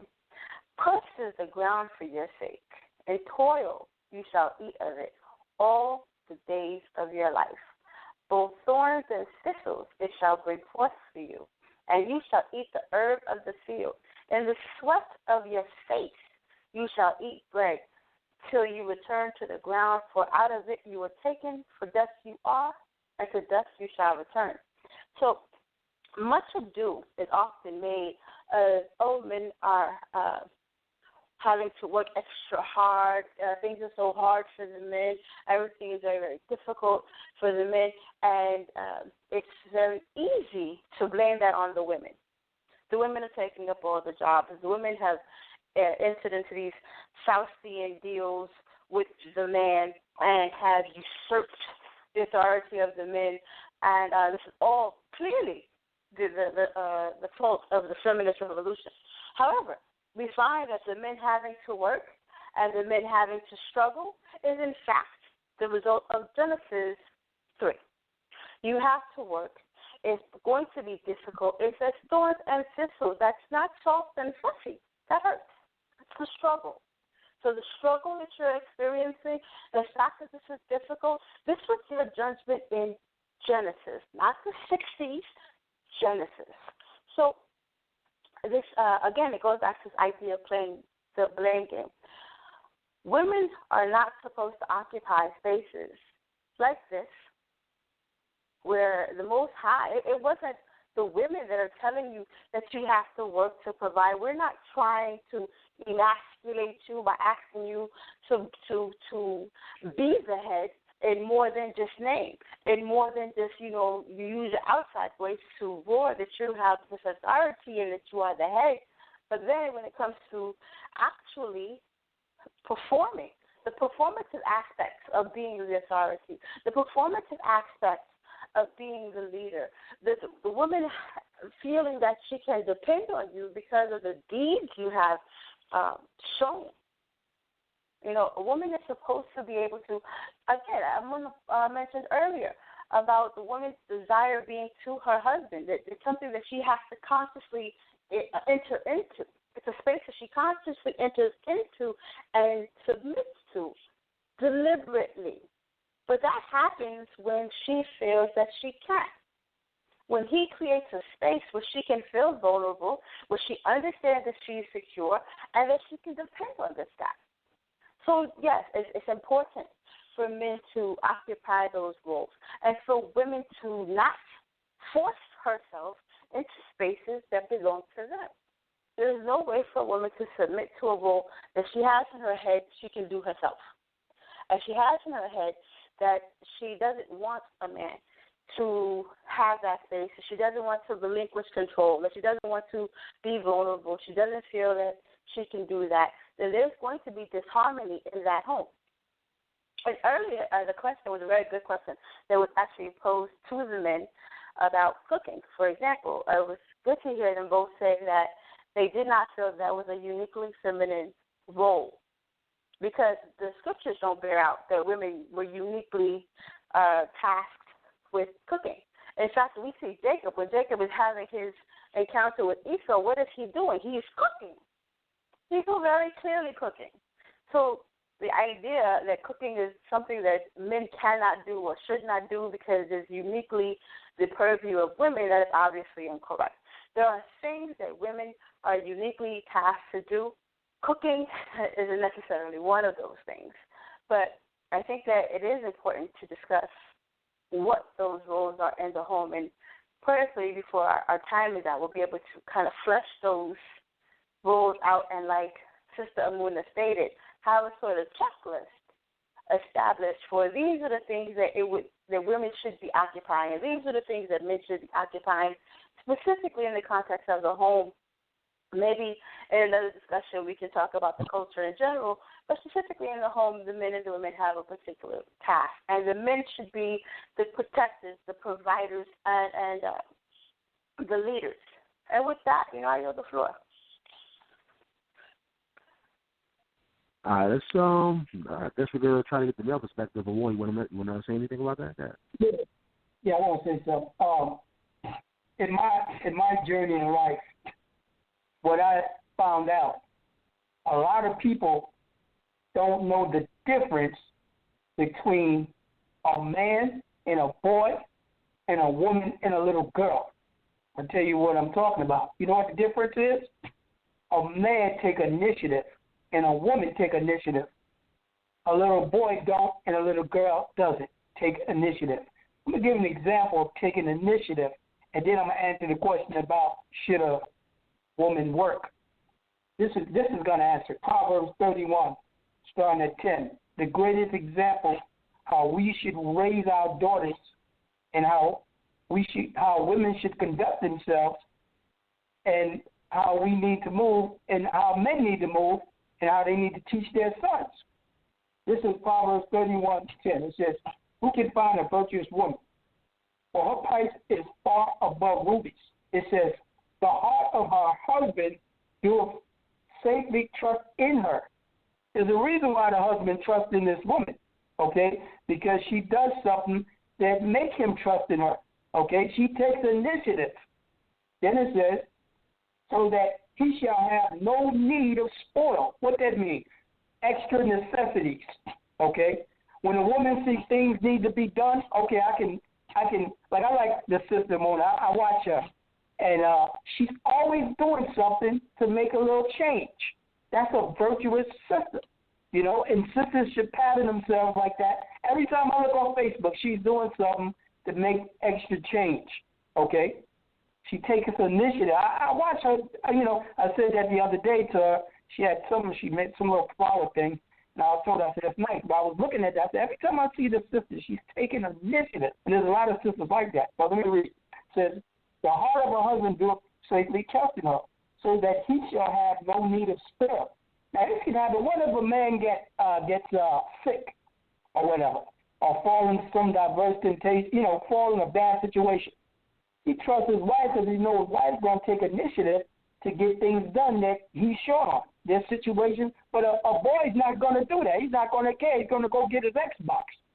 Then it says, she will do him good and not evil all the days of her life. Even a woman understand that. If a man is having a hard time, instead of saying, get up, you bum, go get a job, or aggravate him, she understands and take initiative to make it better. A lot of women don't understand these sciences that our fathers had. And I'm going to read one more. It says, she seeketh wool and flax and worketh willingly. Nobody said, go do this. Hey, she did this. She took initiative. A lot of women don't understand that.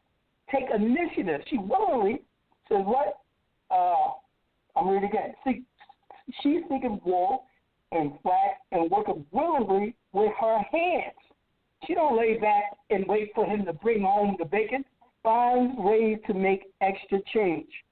Okay? Why? Because I'm going to read this part.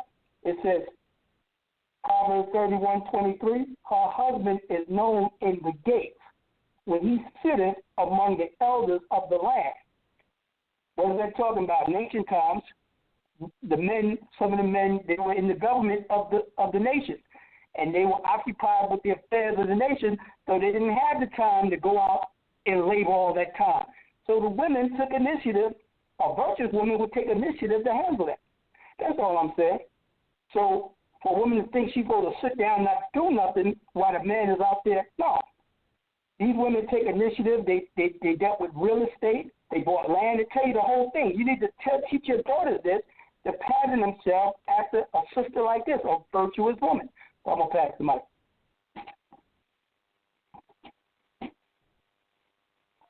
All right, Ahmathyah. Ahmathyah, are you there? Ahmathyah? Yes, I'm here. Thank you. Okay.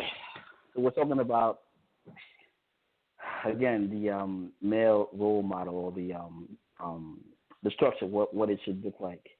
And I'm appreciative that Award brought up Proverbs 31, and he spoke about the virtuous woman.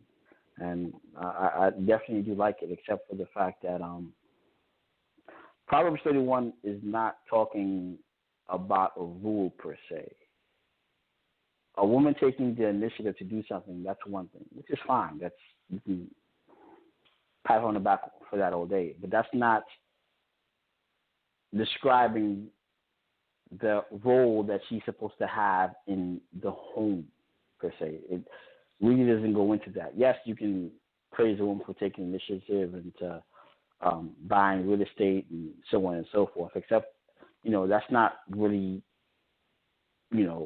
what that's saying, because if she can do all that, by herself, she really doesn't need the man, now does she? But we do see specific verses where it talks about the leadership, the position that the man is supposed to play in the home.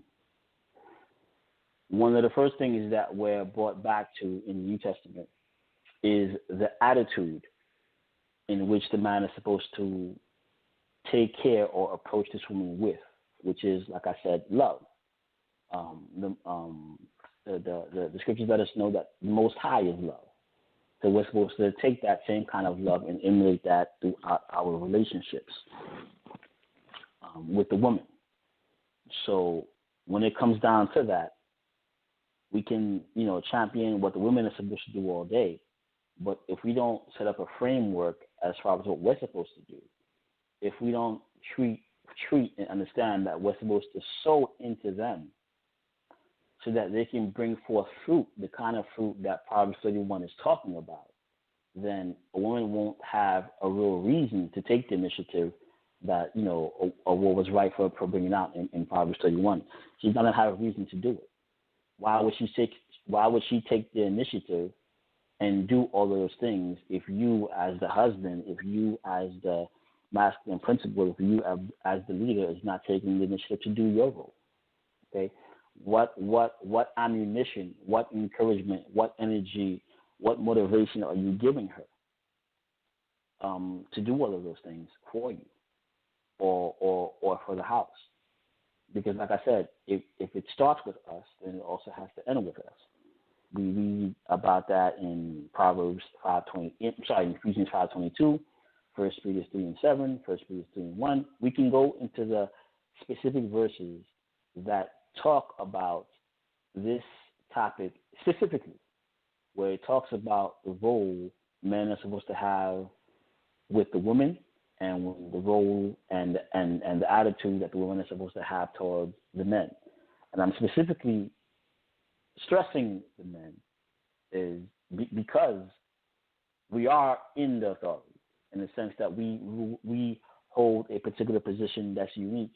So because we are the first ones to be judged if things go right, then it's important for us to get our roles in perspective so that the women can get their roles in perspective, so that we can make room for them to error when need be. We can make room for them to trust us, to understand that this authority that we're given by the Most High God, that we're not going to use it as a blunt instrument or as a weapon against them, but we're going to take it and yield it with kindness, with mercy, with love, with gentleness, with their betterment in mind. So, like I said, when we're talking about nation building, we have to understand that women are literally the half of that nation. So we have to heal them. There's a lot of things that's going on within our nation which is not right due to the fact that the home is out of whack, and we as men need to take accountability for that and responsibility for that by looking inward and say, you know what, let's get ourselves in order so that we can be a good example onto our wives, be good examples onto our sisters, our daughters, okay, to the feminine, to the women of the nation, to allow them to trust us again, so that we can feed into them the love that the Most High commanded us to do, so that they in turn can reciprocate. And with that, I do the floor. All right. This is the Relationship Challenge 16. I see we have a lot of folks in show. 647. So one to look at the conversation. I have two more email questions, but one, you want to go on, or you want to take some of the email questions now? My brother, I'll take the calls from the people. It's all good. Yeah, we actually in the email. Let's see what it says here. It says, when you meet a person for the first time, are there any signs to look for when it comes to a narcissistic man or woman? Narcissistic symptoms include an excessive need for admiration, disregard for others' feelings, and inability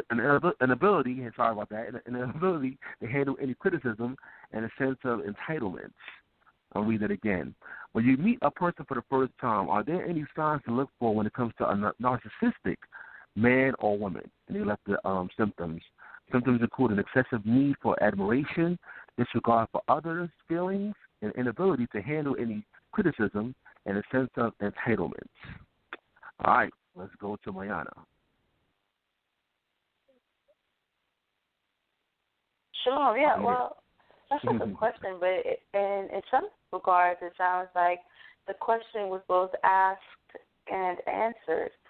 Those symptoms are what you would look for early on, and very specifically those things that were stated. The question is, how do you get to those points to see those things manifest as early as possible?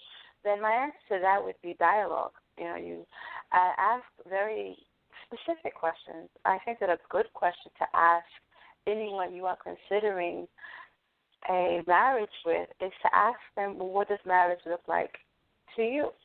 Ask them, what things do you expect from a wife? What kind of things do you expect to give to a wife? What does that home life look like to you? And in hearing those answers, you'll get an idea of whether or not the person is very self-centered in their expectations.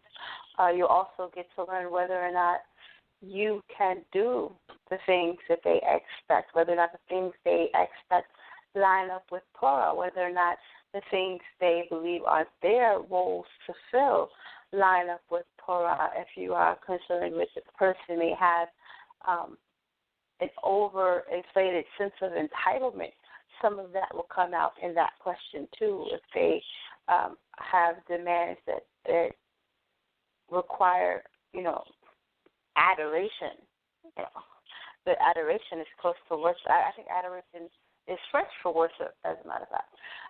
So if they're looking for that, if they are saying, they're demanding a lot of attention from you, and that'll happen if you are not permitted to have a thought outside of what they are thinking, or if you're not allowed to have a voice outside of the words they have provided you, if you are not allowed to interrogate information, if you're not allowed to read books, watch things, and have your contribution be accepted and received and considered, then those are the type of things you should take notice of.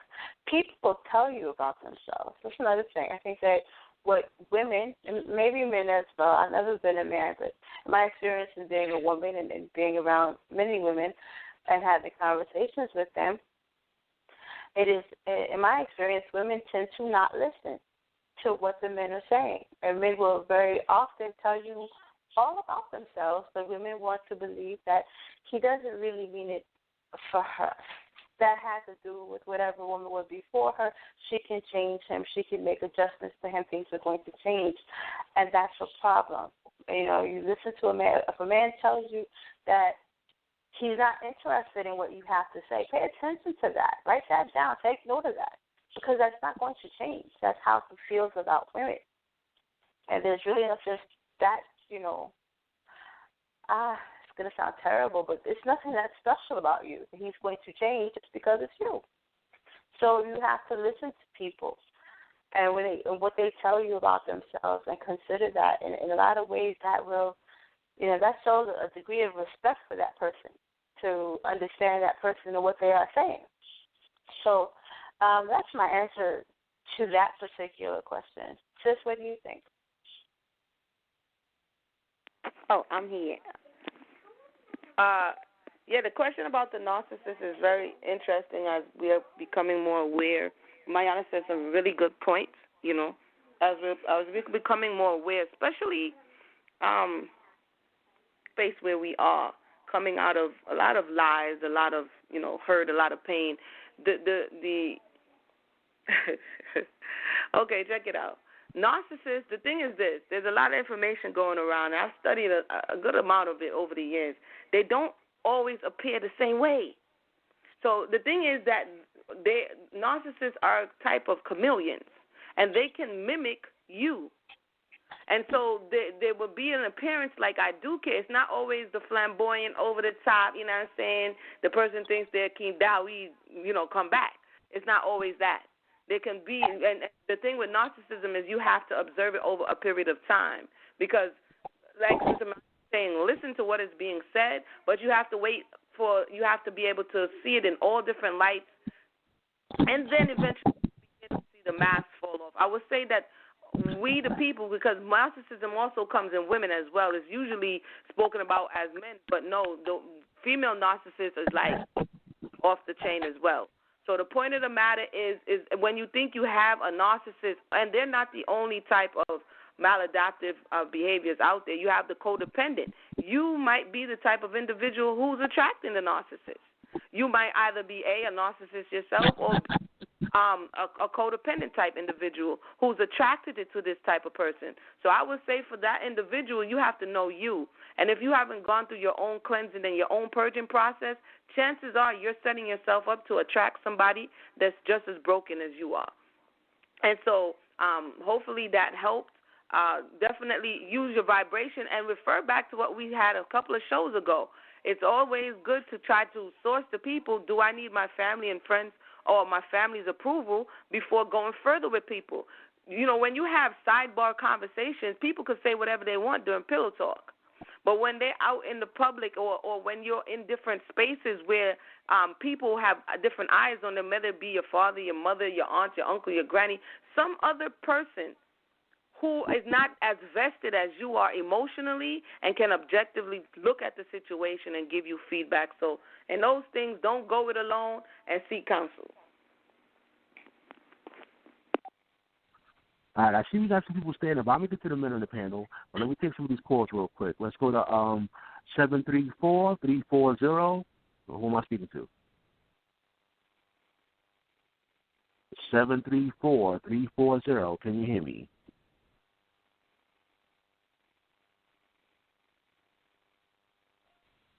All right, 734. All right, we're going to move on to the next person. 347-465. Live and in. Hey, shalom, brother. Shalom. Shalom, I mean, we've been speaking the last couple of days, the last couple of nights. I just tuned in because you gave me a message that this is what you were doing. I'm just listening. And I listen a little more. Yeah, it's kind of windy where you at, brother. Yeah. I'm over here near I'm in here in Brooklyn. You know, but yeah, I'm just listening. I just got up there because you gave me a message earlier. All right, man. I appreciate the call. I'm just trying to. I'm sorry about that, bro. Hold on. Shalom. What you were saying? Okay, I got you. I appreciate you for tuning in, though. All right, so let me try 734 again. 734. Can you hear me now? 734. 734-340. Are you there? Yeah, can you hear me? Yeah, I got you now. How you doing? Mm-hmm. Good. How you doing? Pretty good. Any questions or comments? Yeah, I had a question.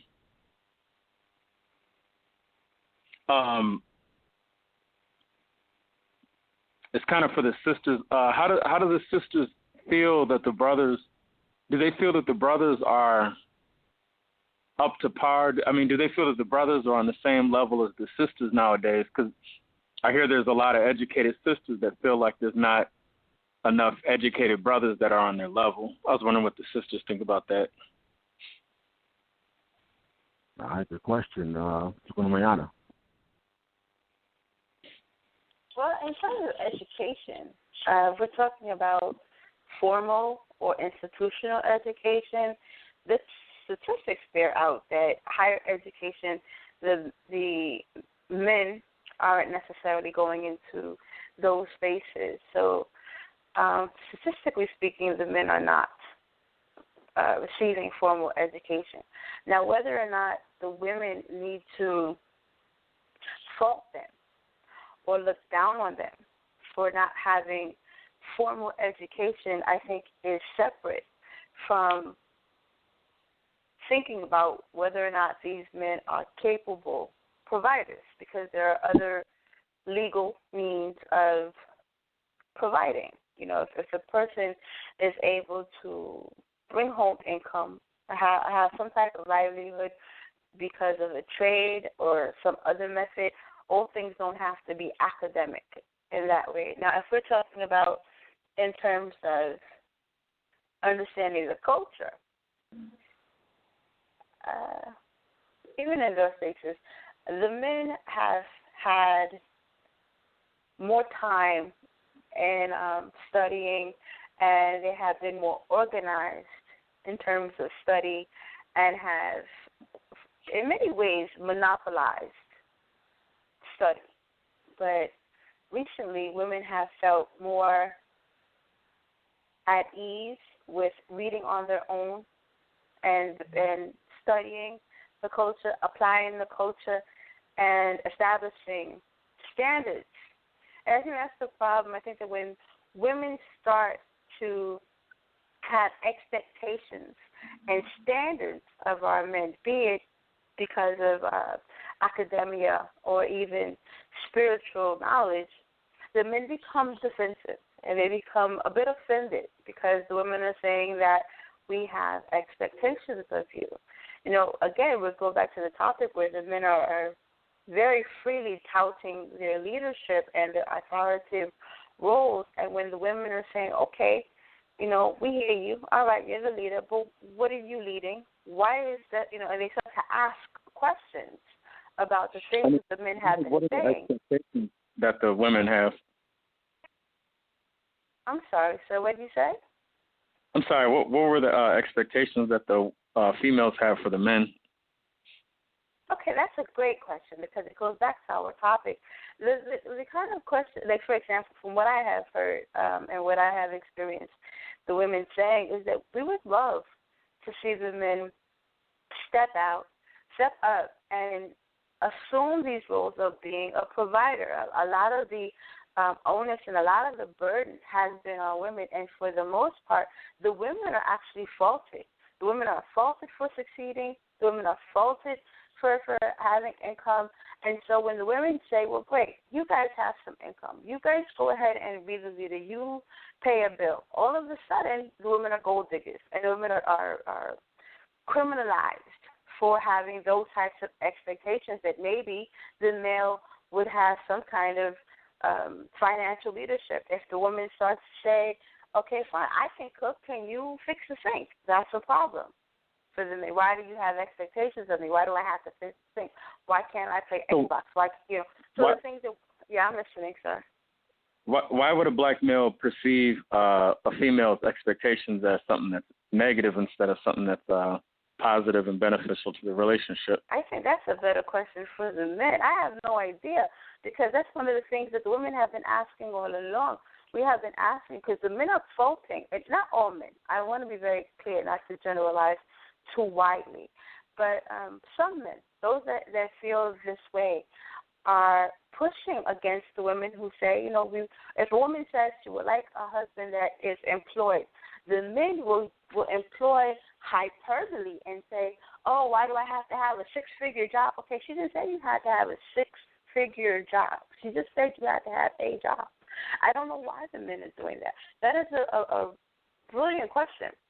I would ask this. But you know what's interesting though, and I'm not trying to offend anybody on the show, but I think a female should know how a man thinks. And one of the interesting thing about lesbians is that because lesbians they try and think like a man thinks, even though they're not really a man. But because they make an effort in trying to perceive things how a man does, they actually kind of know how men think. What do you think about that? Oh, okay. I've never been a lesbian, so I can't confirm that that's how lesbians think or how or whether or not they're successful. Well, no. Well, what I'm saying is that lesbians try and imitate men. Like they wear men's clothing, they'll play basketball, and of course they try and master a man's psychology, you know, so they can attract a female. So in their attempt to try and master a man's psychology, they have learned how men think to a degree. They do know how men think. And so what I was thinking, I was like, maybe the girly girl, the feminine girl, the prissy girl could take a little bit of lessons from the butch female and kind of learn how her man thinks. And that's why I pitched that question at you, because I felt like you were one of those types of females that might not quite know how a man thinks. And that's why I aimed the question at you. I said, why would a man be offended at a female asking the male to step up to the plate when the end result is something that's beneficial for both parties? And so the female is like, well, I don't understand why the male would do that. That's because she doesn't understand male psychology and how men think. So a lot of the men that you would... I'm going to stop. Let's be clear. What happened is that you said you don't understand why a man would respond that way and asked me to give you an answer. Hearing from your tone, I would suspect that you are a man, and having you say to me and reveal to the listening audience and the panel that you don't know why a man would say that or respond that way, and I think a better point than me not knowing.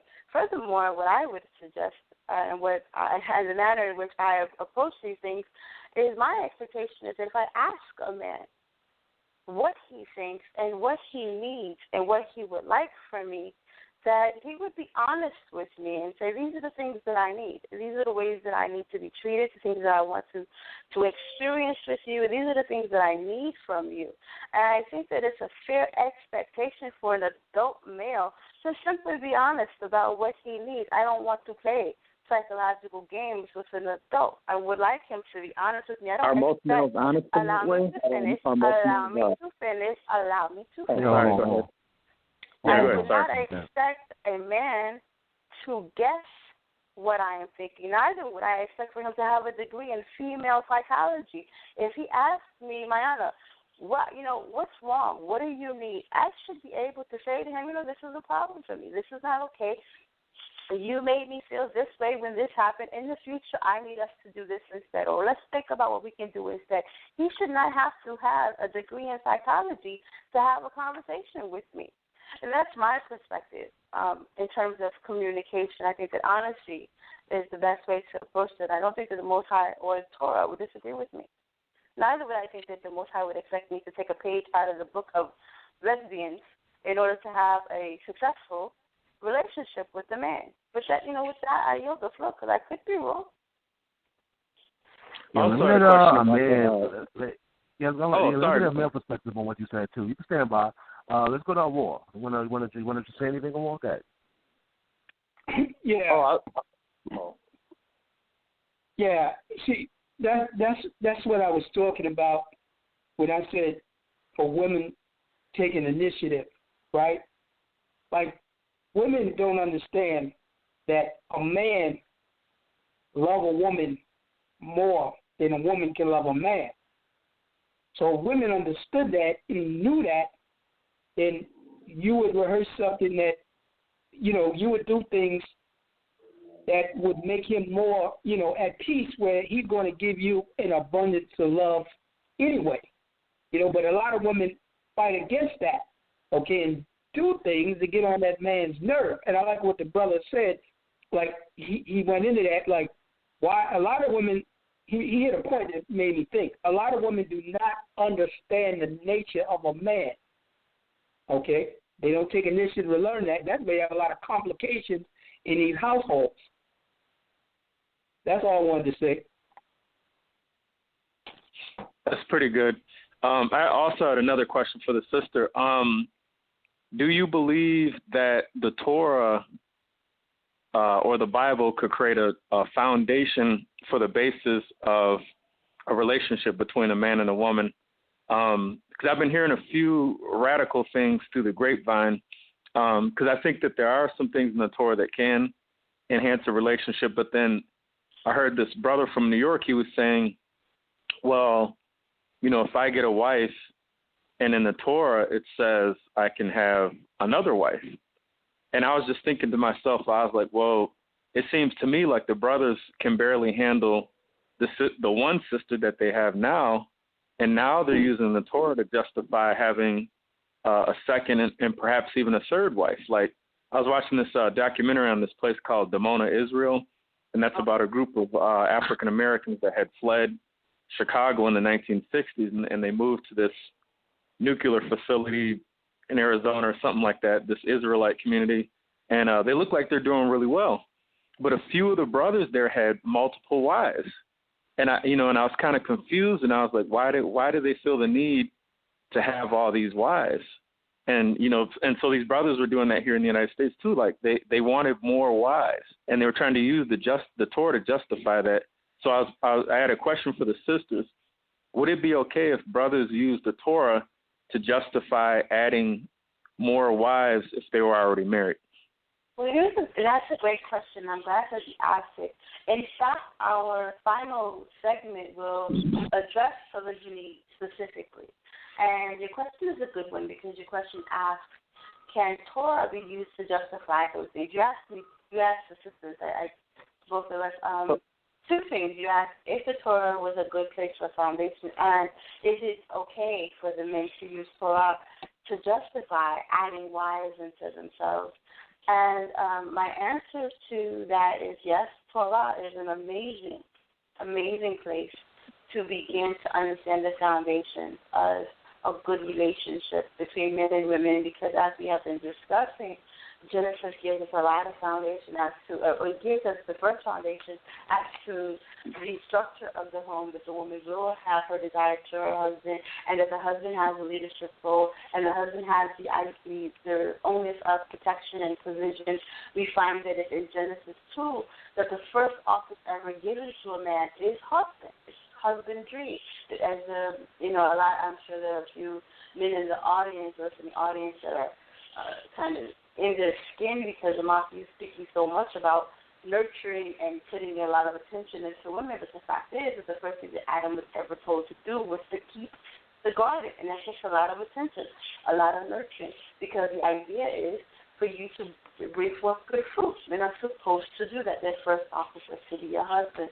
We also find that it's in the Torah that the expectations of how you gain a woman, what goes into the marriage steps, are found in the Torah. The fact that after being married, a man is not charged with work or war for a full year, specifically to keep his wife happy for that first year. And the reason that you need a year to do that is to cultivate the relationship, because she has left her family, she has left her network to be in this man's household. So they are going to create this environment where she feels safe, where she can be vulnerable to him, because in some cases he was essentially a stranger to her.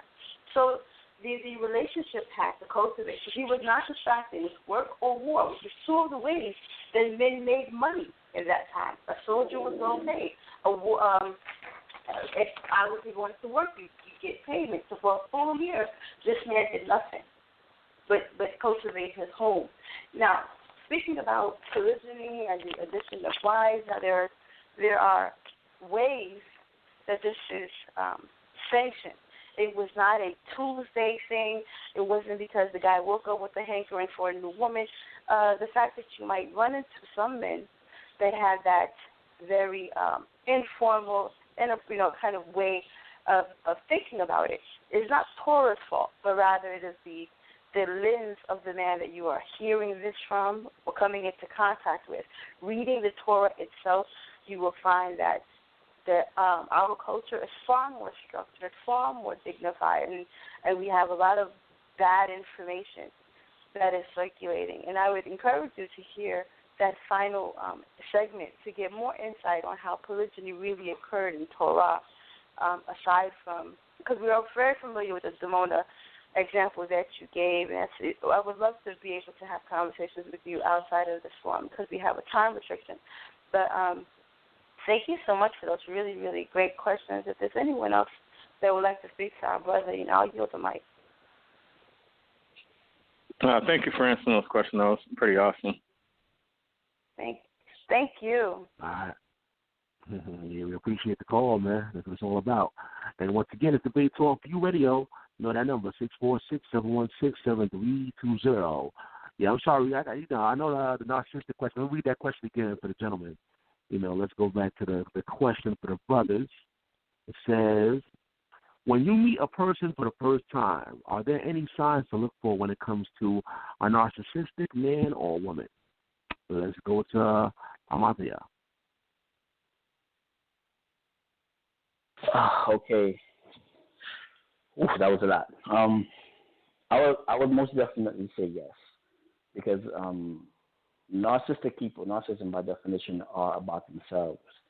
Narcissism, when you look at it, the whole point of narcissism is that they fall in love with themselves. They think that the mirror image of themselves is beautiful, and it's the very portrait of God Himself, right?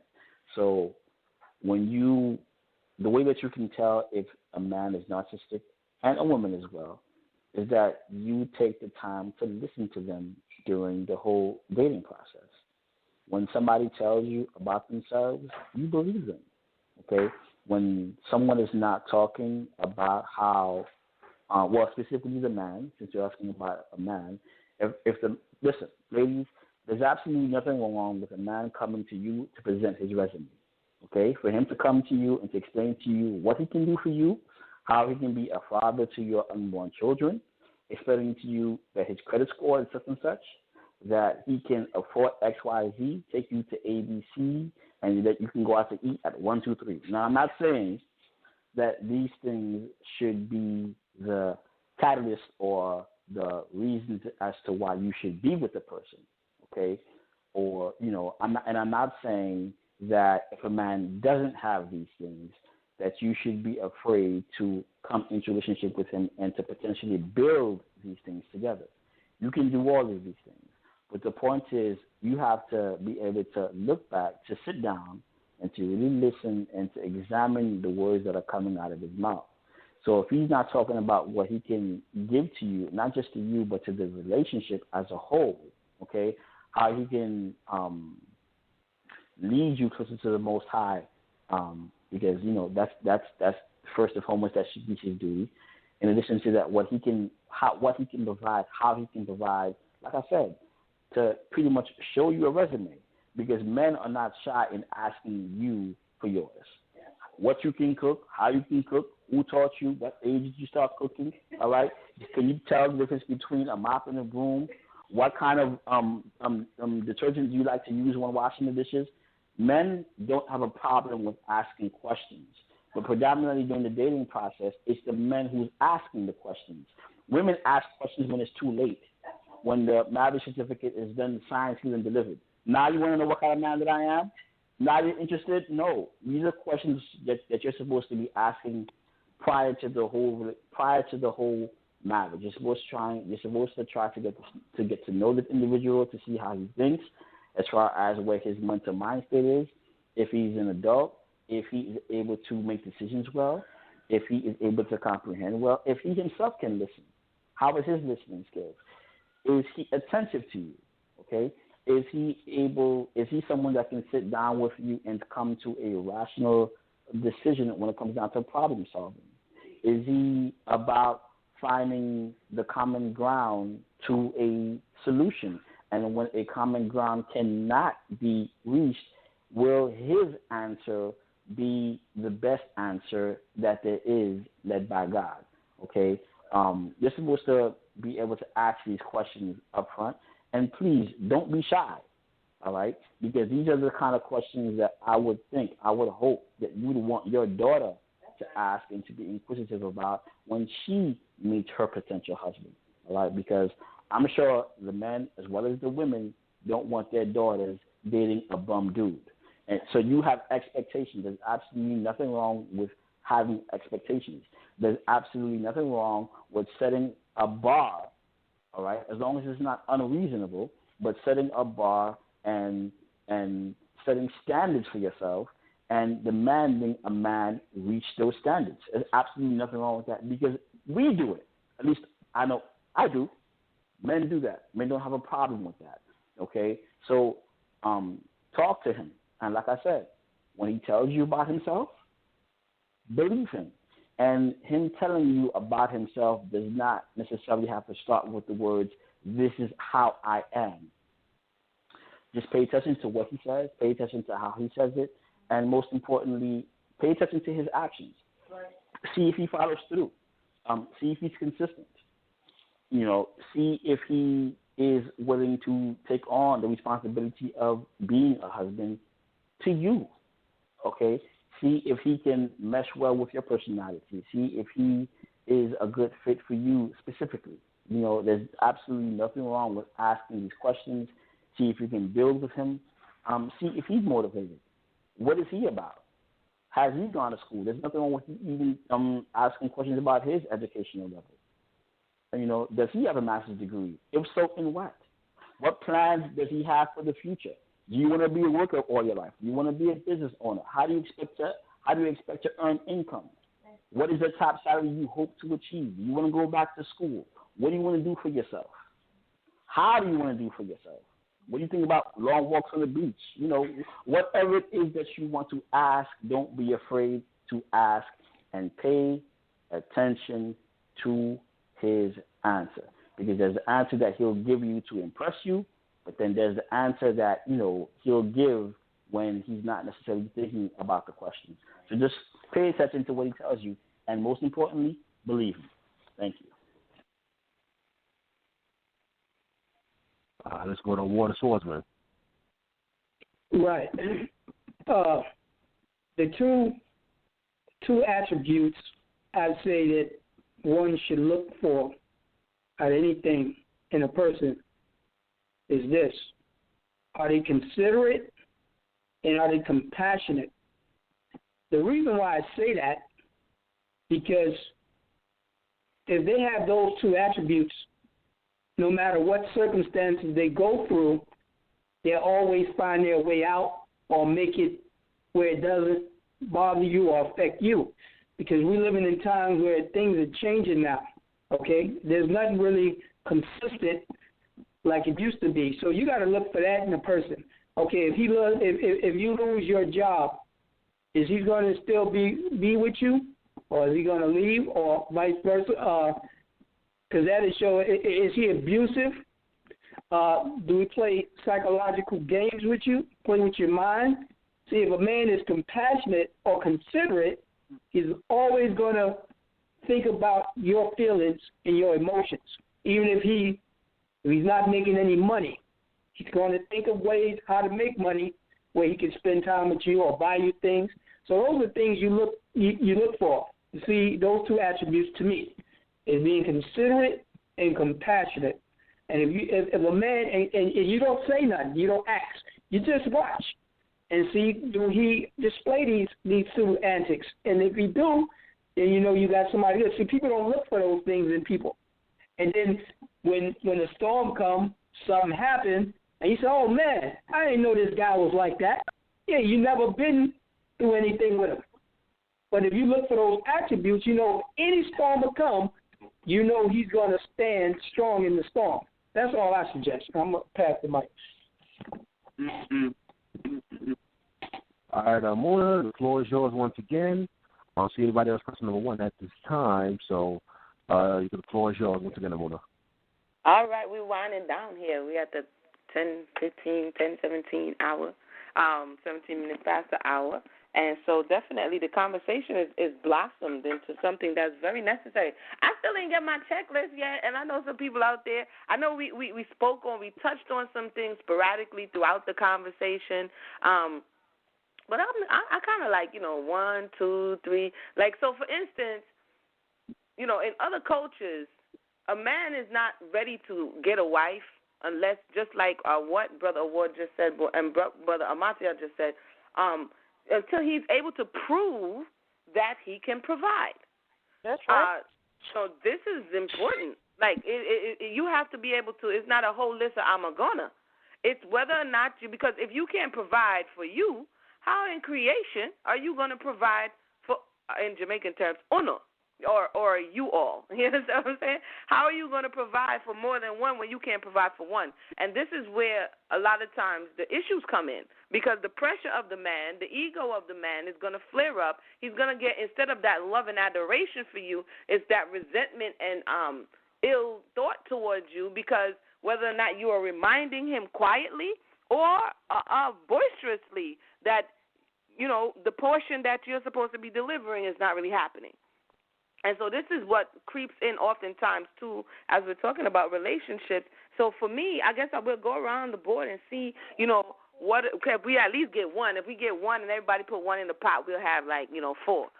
So as it relates to, and also the women too, because I heard about cooking, which is very important, because she is, although the man supplementary within the house is cooking, if he's out all day and he's making, bringing the resources in to prepare, some women will be like, yeah, you go ahead and cook it too. Okay, that's a bit OD. If the individual was outside all day preparing this stuff and bringing you what you need to make it, you not knowing how to do that is I was watching a sister. It was an African, and she said, I don't know how to sew. I guess that's going to be a little bit off on my bride price. She was making jokes, but she's from Nigeria. But anyway, the long and short of it is they understand, and other cultures understand, that this is what adds to our, quote, resume, because the truth is we're being employed. We all work for the Most High, as it was said in this conversation, but you are being employed in the station of a wife, in the station of a husband. This is your occupation. A husbandman is an actual occupation. It was the first occupation of man. It was to till the garden, and he had someone to help him. But again, like I said, for those, it's like a little takeaway. Outside of him, and Mayana spoke about fixing things. And if you don't know how to fix things, learn how to fix it, or learn how to get someone who knows how to fix it. Because if he goes and provides, and then everything he has to outsource out of the home, well, that's where a lot of the monies are going to. And everybody's not going to be Mr. Fix-It, but the reality is she's also looking to you to secure the dwelling. So if you're looking at her and the roof is leaking, talking about, I don't know, you don't know, we getting wet, I don't know what to do, that's a problem. She needs to feel like when something is wrong, you can fix it to a certain degree, especially if it's in your lane. But anywho, I guess I just kicked it off. The thoughts of cooking, the hard facts, man. Cooking, cleaning is a must. Being able to provide, to repair. What else say you, Sister Mariana? What are some other? Well, I know we talked about the emotional side of the relationship, but the physical provision or the physical way in which the relationship is going to be sustainable. Like love don't care, when there ain't no lights. You can talk that love stuff all you want, but you cold and in a thin sweater, cold, and nobody talk about no love. Like, we going to warm each other up. That's a problem. You understand what I'm saying? It ain't going to last after a few, days and weeks and things of this nature. So we're going to bring it all the way back down, and let's hear Sister Mayana. Outside of him being able to provide, what else is needed? Well, you know what? I think that it's great that we're going back to the topic, and I think that it's a great segue because it's one of the things that we will be teaching at the Soul Center. One of the courses is about dealing with the stages of womanhood, and the point of going through those stages, the appropriate stages of daughter, sister, woman, wife, and then mother, doing things in decency and in order, is that by doing that appropriately, you learn those things along the way. You don't walk into the fourth stage, being the wife stage, and decide that you want to play house. Instead, you accumulate knowledge during your sister stage, your daughter stage, and your woman stage. Those types of knowledge include how to be cooperative. That would be something you will learn during your sister stage. And the reason these talents or these skills are important coming into a household is that a woman who has learned cooperation is a woman who is not going to be contentious with her husband. It's a woman that understands that there is a need for there to be a give and a take, that there has to be someone who's going to take in charge, or someone who's going to make a list of orders, and someone who's going to carry those orders out. There's during your daughter stage, you learn the dietary laws. Obviously, if you are going to be a wife in someone's home, in order to be an appropriate Israelite woman, and you need to know what kind of things to put on the table when you are, because he may be at work and you will have to do the food shopping, so you have to be versed in the law. You have to know what Torah states is your purpose, and you need to know how the home functions. So we've been discussing cooking, but cook what? How do you know? You don't know unless you know Torah. So you're versed in what to cook. There's your daughter says you're going to eat and to talk. That's good communication. You're supposed to understand how to communicate, what to communicate. The idea that you are going to be a mother in the future, if these are the children of your own body, or if it's just the neighborhood children or your nieces and nephews, you are responsible as a woman to nurture their little minds as well. You should be able to educate the children, the young people that are around you. And how do you know that? Again, if you don't know Torah, what are you filling their little heads with? You should know Scripture. You should know the history. You should know the prophecies so that you can impart that to the young people. That is your role and your responsibility in the home, to educate the young people that you come into contact with. So I think that principally what you should busy yourself with is understanding Torah so that you can contribute to the home. We've been talking quite a bit about Genesis and the idea that because it was not good for man to be alone. Okay, irrespective of whether or not he's a leader or the authority, you cannot be a leader if there's no one else in the regime. So the Most High created a woman, and her job, her role, her responsibility is to be able to reflect back to that man the original purpose, for them to be able to come face to face and to build together. But you cannot do that if you're not a contributing member of the team. And you cannot be a contributing member of the team if you're an empty bobblehead waiting for somebody to fill you up with these other thoughts. I think one of the things that is problematic is that there are so many women being taught or influenced by men that they don't have a feminine vibration anymore. That when you can tell by talking to them that they are imitating and parroting masculine energy, and they are adopting that stance and that language and that posture. And the men are understandably pushing back. So and they will immediately say to you, "Oh, you are acting like a man. That's not attractive to me. You have all of this masculine energy." They have all this masculine energy because they are adopting a lot of masculine speech. So instead, going back into Torah and excavating all of our Hebraic femininity is, I think, essential so that we can go back and contribute to the home in the way, or to the family and the culture the way we are supposed to. And I think that we have to hone in on the uniqueness of that feminine energy and not allow, because there are men who are determined to diminish the value of the feminine energy by exalting the masculine principle and emphasizing its authority and emphasizing its role, almost to the point that they try to state that the Most High deals only with them in whatever disconnection of reality that came from. But instead, not internalizing that fiction, but dealing with the reality that you are the Most High's daughter, that you have a purpose, that your feminine energy is necessary, and to reclaim that feminine energy and not try to emulate masculine energy just because masculine energy is the one that's being praised and masculine energy is the one that's being prized. It's being prized because, although our Hebraic culture is not a misogynistic culture, it does tend to have an androcentricity to it. And that androcentricity is what's causing a lot of friction. So we need to disconnect from that, re-engage into our feminine identities, place value and worth on our feminine identities, and accept that there's greatness in it. There's greatness in it. It doesn't have to be the roles that the men are doing. That's their roles. It's great for them. So it's not great for you. It's great for them.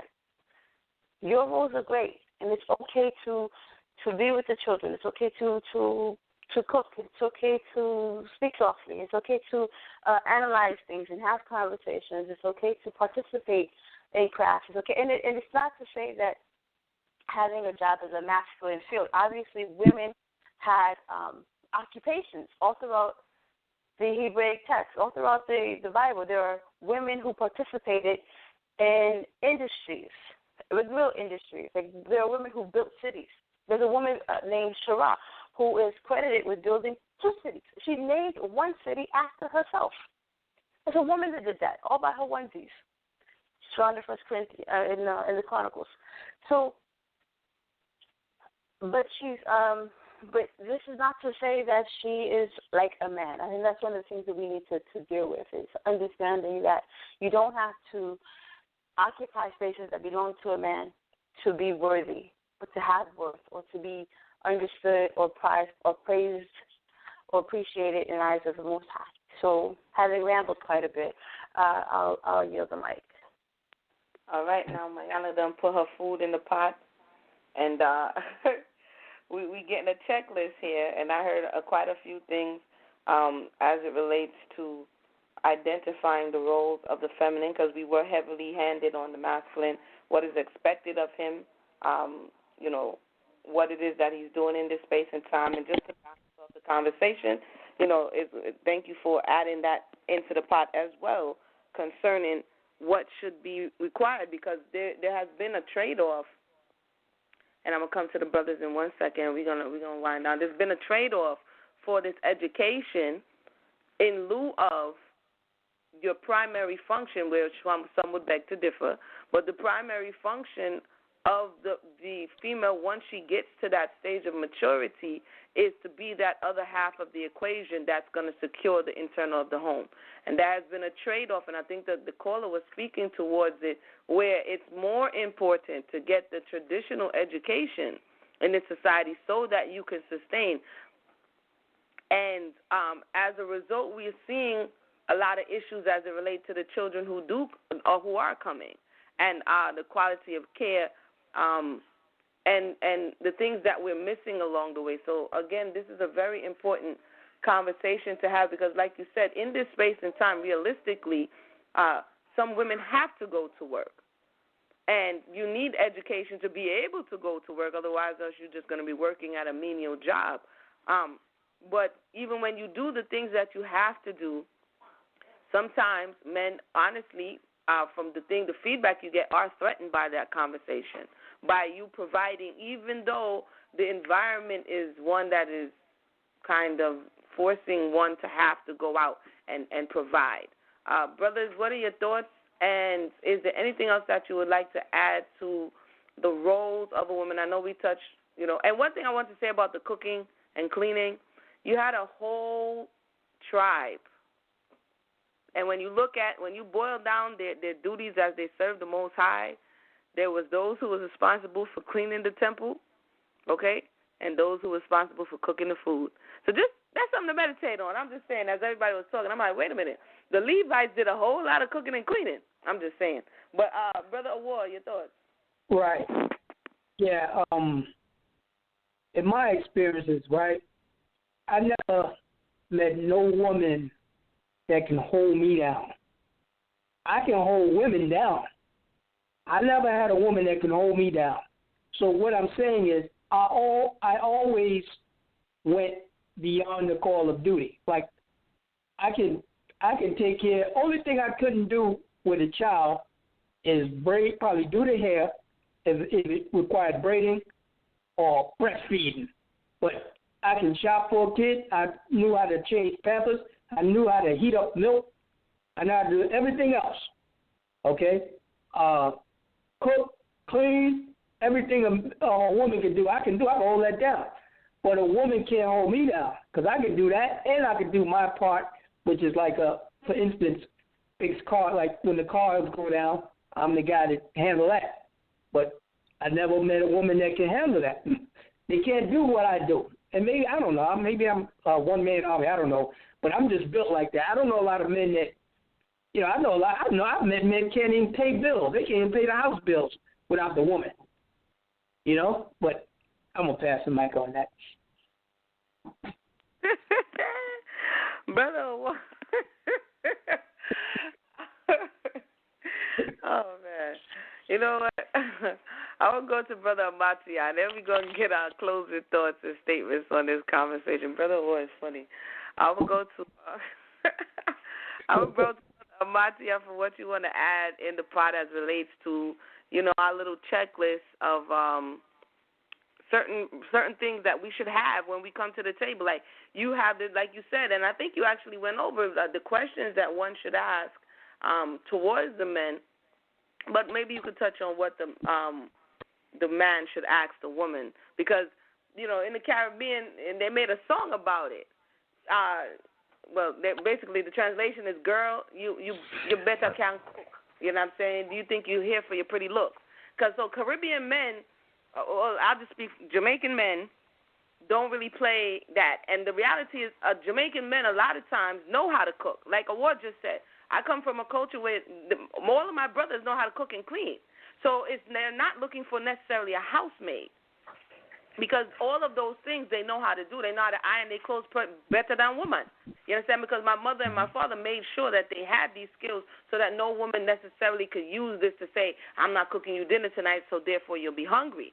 So oftentimes we put the emphasis on, doing these domestic things to think that it's the only thing that is required of a wife, but that's the same thing that you can get from a maid servant. So on your thoughts as it relates to a wife, is there anything else that you could put in the checklist for those who are listening? Brother Ahmathyahs. Yeah, most definitely. I would say when it comes down to being a maid, let me see some of the things that a woman can. Well, we know cooking, cleaning. There are certain tasks that men look for. Like, for example, I come from the culture that pretty much mirrors yours. For example, I'm Haitian. A lot of Haitian men know how to cook, all right? But if you go back to Haiti or even here, Haitian men pretty much don't like to cook for themselves if they have a woman that can cook for them. I mean, it's just off of the sheer principle that if I have a woman in the house, then why in the world am I cooking? It just doesn't look good. Forget whether or not if I know how to cook, even if I can cook better than she can. Listen, you're a woman, you can cook, I'm going to eat what you make. It's that simple, right? Whatever I don't like, whatever you cook that I don't like, I'll show you how to do it my way, so on and so forth. So I pretty much understand what you're saying. I think a key component that men need to look for in women, and also the other way around, is the cognitive and emotional, not capability, but what's the word I'm looking for? The emotional match, so to speak. If you guys, compatibility.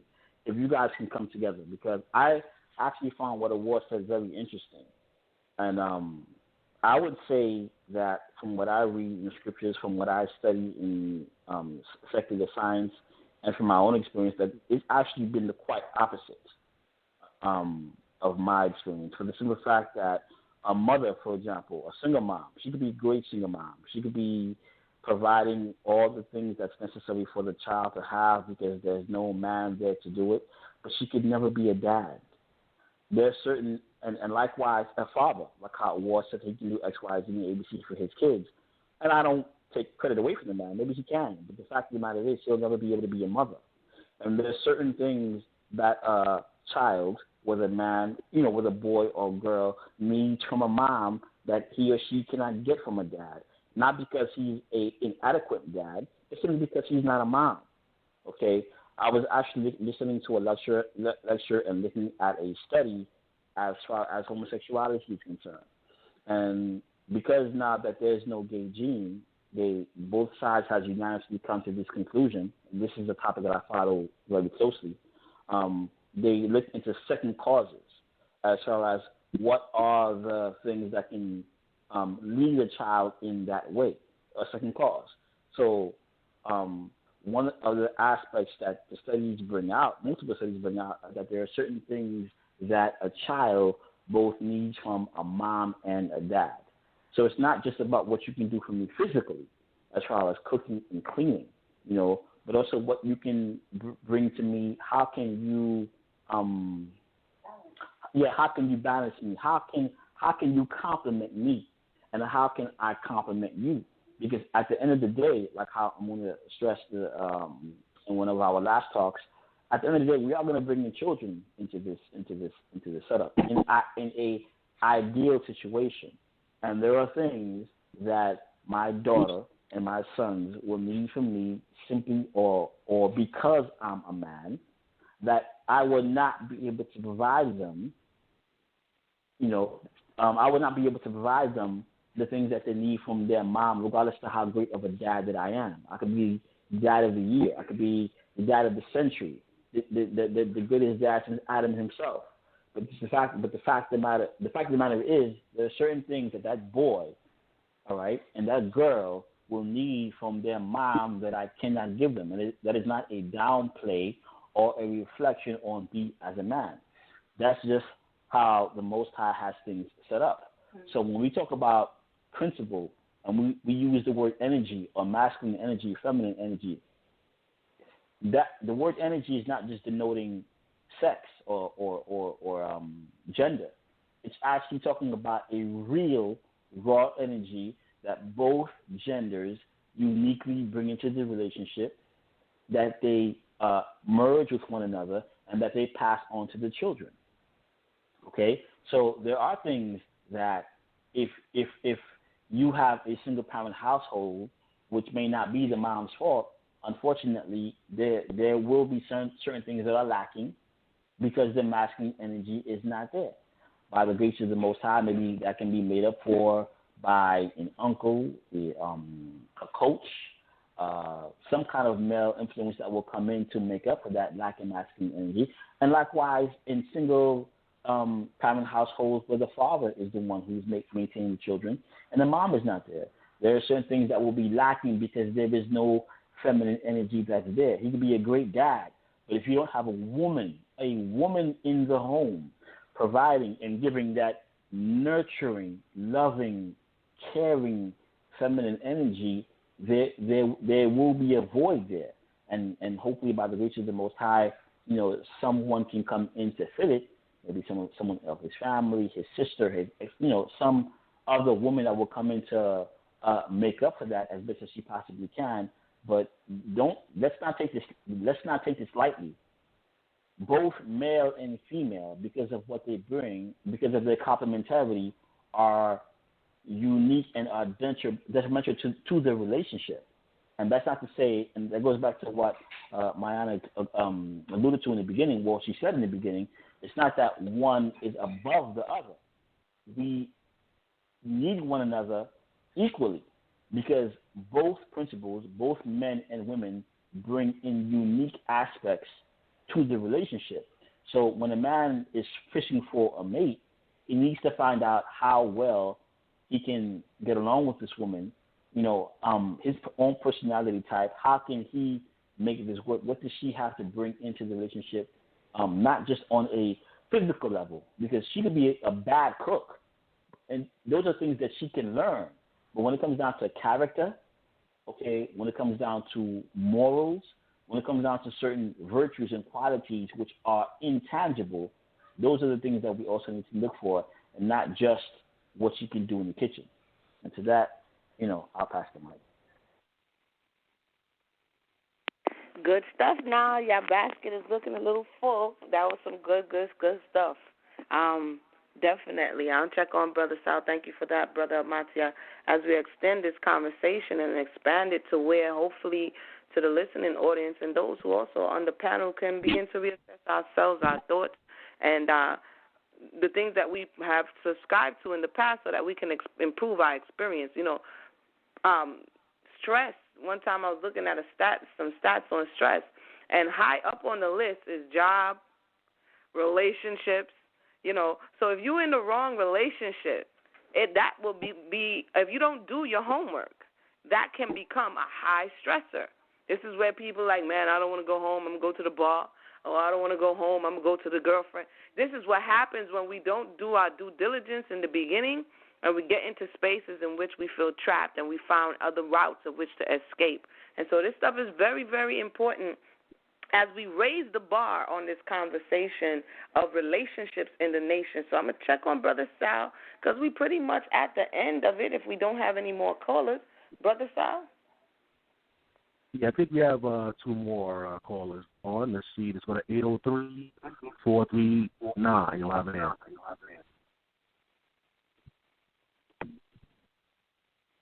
803, are you there? 803.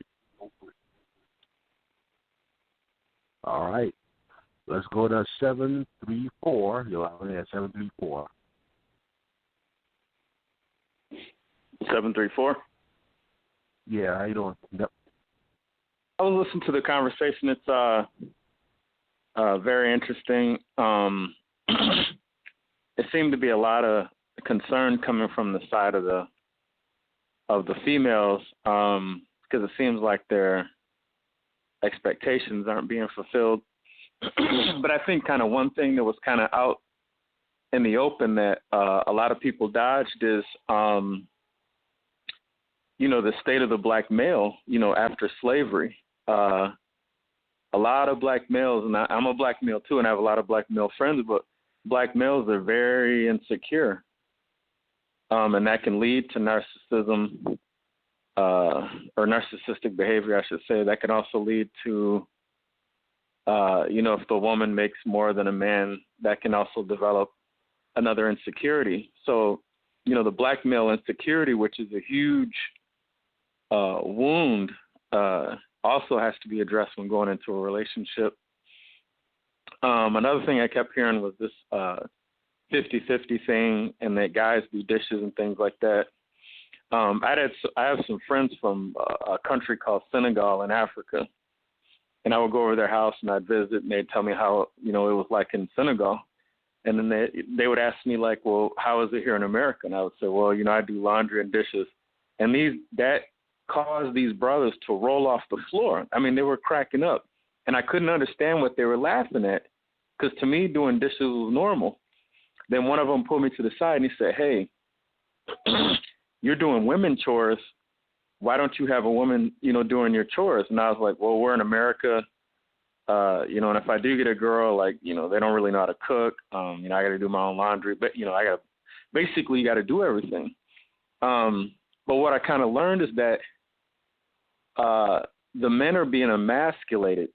Either they're emasculating themselves or the women are emasculating them. And then the females are becoming more masculine. And then I think another thing that we also have to understand, too, is that we are black people. We're not Europeans. So a lot of these problems, that 50-50 and male domination and, female fighting the male domination and feminism, those are really European problems. Because in Africa, we respected and highlighted our women. And women knew their roles, and men knew their roles, and men knew they had to be fighters, and women knew that they had women chores, and they would, cut up the meat and serve the meat, and the men would go out and hunt and bring back the meat. And now it's kind of, because we're under European culture, we've adopted European ways, and a lot of those ways are unbiblical.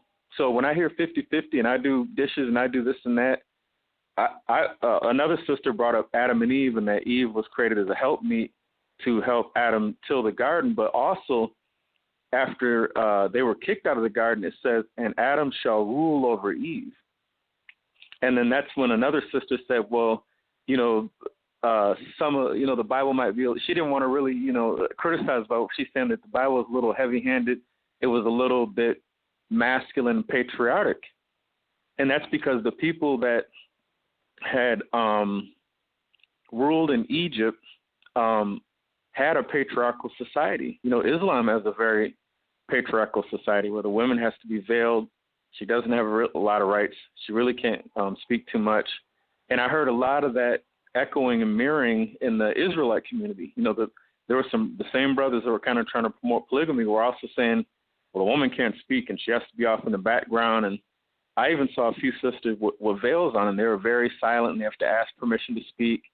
And they're living in a European society where the white woman is rebelling against the white man and saying, hey, I have a voice, I can speak, I want to be educated, and I want to work, and you shouldn't have a problem with that. And that doesn't make me a man to accomplish things. That makes you a human being. But then, like I said, you go back to the Bible, so we have, this new age kind of new way of doing things versus this an old way of doing things, and then we have to learn how do we balance the two, and what's causing these behaviors in the first place. We talk about narcissism, but we never addressed what causes a person to be narcissistic in the first place. And that, I believe, comes about through, once again, insecurity. It's a compensation for something that someone lacks. I believe in duality. So if there's a negative narcissism, then there also should be a healthy narcissism, just like with confidence. Healthy confidence is belief in self, and then negative confidence is what people call cockiness. That guy is very cocky, he's very You know, he thinks he's super good looking and things like that. You know, but we have to address what caused that in the first place. And I think once we address what causes these behaviors in the first place, then we can move forward with the healing process and a coming together process. But I think, especially for the Israelite community, they have to make a decision whether do they want to follow in the ways of European culture and equality, or are they going to follow in biblical tradition where the woman has her role and the man rules over the woman. That's a decision that the Israelite community is going to make. I know me personally as a man, I would like to be a provider and come home with a meal cooked. And I don't feel like I should have to work all day and then come home and cook and do the dishes afterwards to appease the woman when the Bible says that she was created as a helpmeet. So if I'm doing that's everything, a great point. Wait, hold on, Sister Mayana, hold on. Last 10 minutes. We only have 8 minutes up to the on the air, so I think we should go ahead and address the brother. Do you want to address him first, sis? Yeah, I'm gonna let you go first. All right, cool. Thanks. I was listening, and some of the stuff that you spoke to, we kind of said, I'm not sure if you were hearing. I actually spoke to the last point that you just made, but you did make concerning Brother Sowerston. You did make some good points concerning the damage that was done during slavery. However, the damage that was done wasn't only just, and so the there's some background noises. Somebody has some background noises. Yeah. Some of the conversation. I'll leave the damage for last and speak about comparing ourselves to certain different cultures. Okay, so those who are Hamitic have different cultures, and even within their tribes, they have different cultures. It's not a culture that is across the board. From region to region, they determine what is women's work and what is men's work, if you can understand what I'm saying. And so if you're in a country like Ghana, or if you go to a country like South Africa, you may have different definition of what is women's work. So specifically, you named somebody coming from Senegal saying that washing dishes is women's work. I introduced the thought that the question of whether men can cook or clean, I said if you look at the Levites in Hebraic culture, there were a class of people who were supposed to tend the sanctuary, and they were responsible for cleaning, and they were responsible for washing the pans. There were no women in there. There were no women in there to the sense there were women who were Levites, but they were not in the position to cook, sod the meat, offer the offerings. All of this was done by men. And so the thought that depending on where you're employed at, you definitely, and as Sister Mayana said, you see Jacob also and Esau in this preparation of food. To say that only one class of people or one gender of people are responsible for preparing food, I don't think that's necessarily Hebraic. That may be another nation, but we see in the Hebraic culture that's not there. No, I do definitely understand that if the man is going to be the provider, the woman shouldn't be at home, eating bonbons, talking about what's for dinner. You know what I'm saying? Or talking about let's order some Papa John's. Like, that's kind of out of order. But if she's Nada, or if she just came off, or like how you say, unclean, or if she just had a child and she can't get up on her feet, is that man going to sit there and look at her and say, hey, man, what's for dinner? The next thing that's missing in our culture when a lot of people speak about what is required of the woman is something I spoke about this last week, which is handmaidens, maidservants, and manservants. All throughout our culture, we hear about this, but in this space and time, we don't hear about it. And we expect the same things that happen in Hebraic time to happen today without the same tools. So, for instance, she wasn't responsible to do all of what we're talking about. That one woman, that wife, was not responsible. When we see that Sarah had handmaiden, actually it says Abraham had manservants and maidservants. Okay? When he went up against those who captured Lot, he went with 300 plus men that were born in his house and bought with his money. When we see Raquel and Leah getting married, we see their father giving them aid. We see Rivka getting Deborah. So if we want to talk about Hebraic, the expectation that all of the duties of the household is going to be on the woman alone, that's not Hebraic. But what we have is, in today's society, when we became the help, see, this is when we turned our back on the Most High. So now we became the help. Now, the same way in which she is expected to supplement for him, he is also expected to supplement for her. And so the conversation, like you said, and I'll say one more thing, and I'll give it to Sister Mayana, concerning the damage that was done, he wasn't the only one damaged. The reality is that all throughout slavery, she was working. She was working right alongside him in the field. So when you talk about the man and the woman coming back together in this space and time, I think humility on both sides, because the reality is the woman oftentimes is expected to walk on eggshells because of his ego or because of his temperament or because of his indifference or because of his position, and at the same time she's expected to shoulder everything plus more, which is unrealistic. You understand what I'm saying? Because the reality is she was out there with you. She was catching them blows with you. She was getting whipped with you. Her children was getting sold from her breast. So everyone come to the conversation with a level of humility instead of kind of like what the me thought, you know, and like you said, adding in that element to the healing conversation. And so hopefully, you know, I thank you for sharing. I'm going to give it to Sister Mayana at this point, but, you know, when we compare ourselves to people who have not gone through what we've gone through, we do a great injustice, because that there we go back to the rigidness that Brother Ahmathyahs was speaking about earlier. We go back to the things that is unrealistic, because now you're saying to her, yeah, you go to work too, then you do all of these things. So, you know, again, I'll go ahead and pass the mic to Sister Mayana before Blog Talk cut us off. Right, we got 2 minutes. All right, so these last 2 minutes, I want to first bring to your attention that we're not, I don't know who was advocating for a 50-50, but I think that generally speaking, we don't really expect a 50-50 in this Israelite environment. Instead, we understand that there's a headship that belongs to the men. You made a statement, I think that was a very good statement, that you don't feel that you should have to go to work and then come home and cook and clean and then wash the dishes, that you think that is wholly unreasonable. And yet, this is the expectation for women. Women have to go to work and then come home and cook and clean and take care of the children and make sure everything is, you know, all right with the world.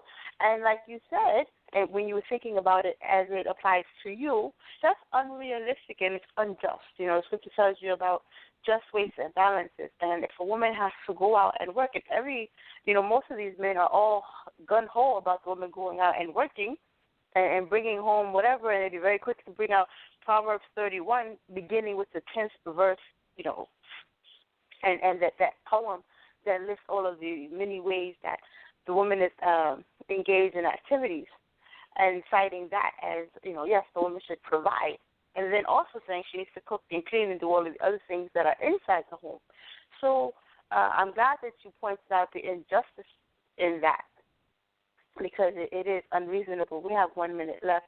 So I went also to the point of feminism. I would like to invite you to listen to the show that Amuna and I did regarding feminism, and you would find that a lot of what you are saying, most Hebrew Israelite women will agree with you. Most Hebrew Israelite women are not feminists at all and consider it a blight on whatever is happening now. And it is contrary to our Hebraic femininity, but in a lot of ways it has been used against us, even though it's not what we forward. Or, you know, there's a history to feminism that we explore, and so we invite you to hear that. And maybe if you listen to some of the other shows, you can have a better insight into the Hebraic femininity that Amuna and myself tend to speak on. Blog Talk is being very generous, so I think we can go ahead and give our last statements before they kick us off for real. And I think they're going to kick us off, so let's just stop. Now, you want to wrap it up? Yeah, let's get some final words and start with Ahmathyahs. Final words. Final words before we get kicked off. I'll just keep it nice and short. It was a pleasure talking to all of you. I hope we can pick up this conversation at another time. And God bless all of you. Good night. Yeah, actually, I got a recent emails asking for. It says we're checking the show on marriage, and we're checking to see if y'all know any brothers who do marriage counseling. Anybody want to put some information out there? Anybody that you want to know a brother that does marriage counseling? You put that information out there. Anybody on the panel? I think there's a brother that I don't want to volunteer him, but if that person wants to inbox me, I can get in contact with an elder brother. I think everyone probably knows a few male elders who is best to do that. So before I broadcast them online or on the air, instead if that person would like to inbox us, I think we can provide some information that way. All right, so what I'll do, I'll just inbox that person in your Facebook page and let them know, you know, to further contact you to get that information. All right, so since you're talking, final words, man. Okay. Oh, okay. Well, thank you, everybody. Since this is my final for the night, I will go ahead and tell you what the next 2 episodes will be. I thank you for joining us for this one. Next week, you can look forward to us discussing if men without livelihoods are entitled to marry. Meaning, if you don't have a job, if you have no way to provide, are men without livelihoods entitled to wives? And our final show will be on polygyny, old wine and new skins. Yeah. So that conversation will be on an all-female panel. So look forward to that. So our penultimate episode will be on whether or not men without livelihoods should have wives, and our final episode will be on polygyny. It'll be an all-female panel, so you can look forward to that. Shameen, I wish you all the best. Shalom and good night. All right, the water swordsman. Yeah, I want to say it was a good show, and I just want to say that I want to say to all the sisters out there, always remember this: look like your husband's girlfriend, not his wife. And with that, I say shalom. All right, Amuna.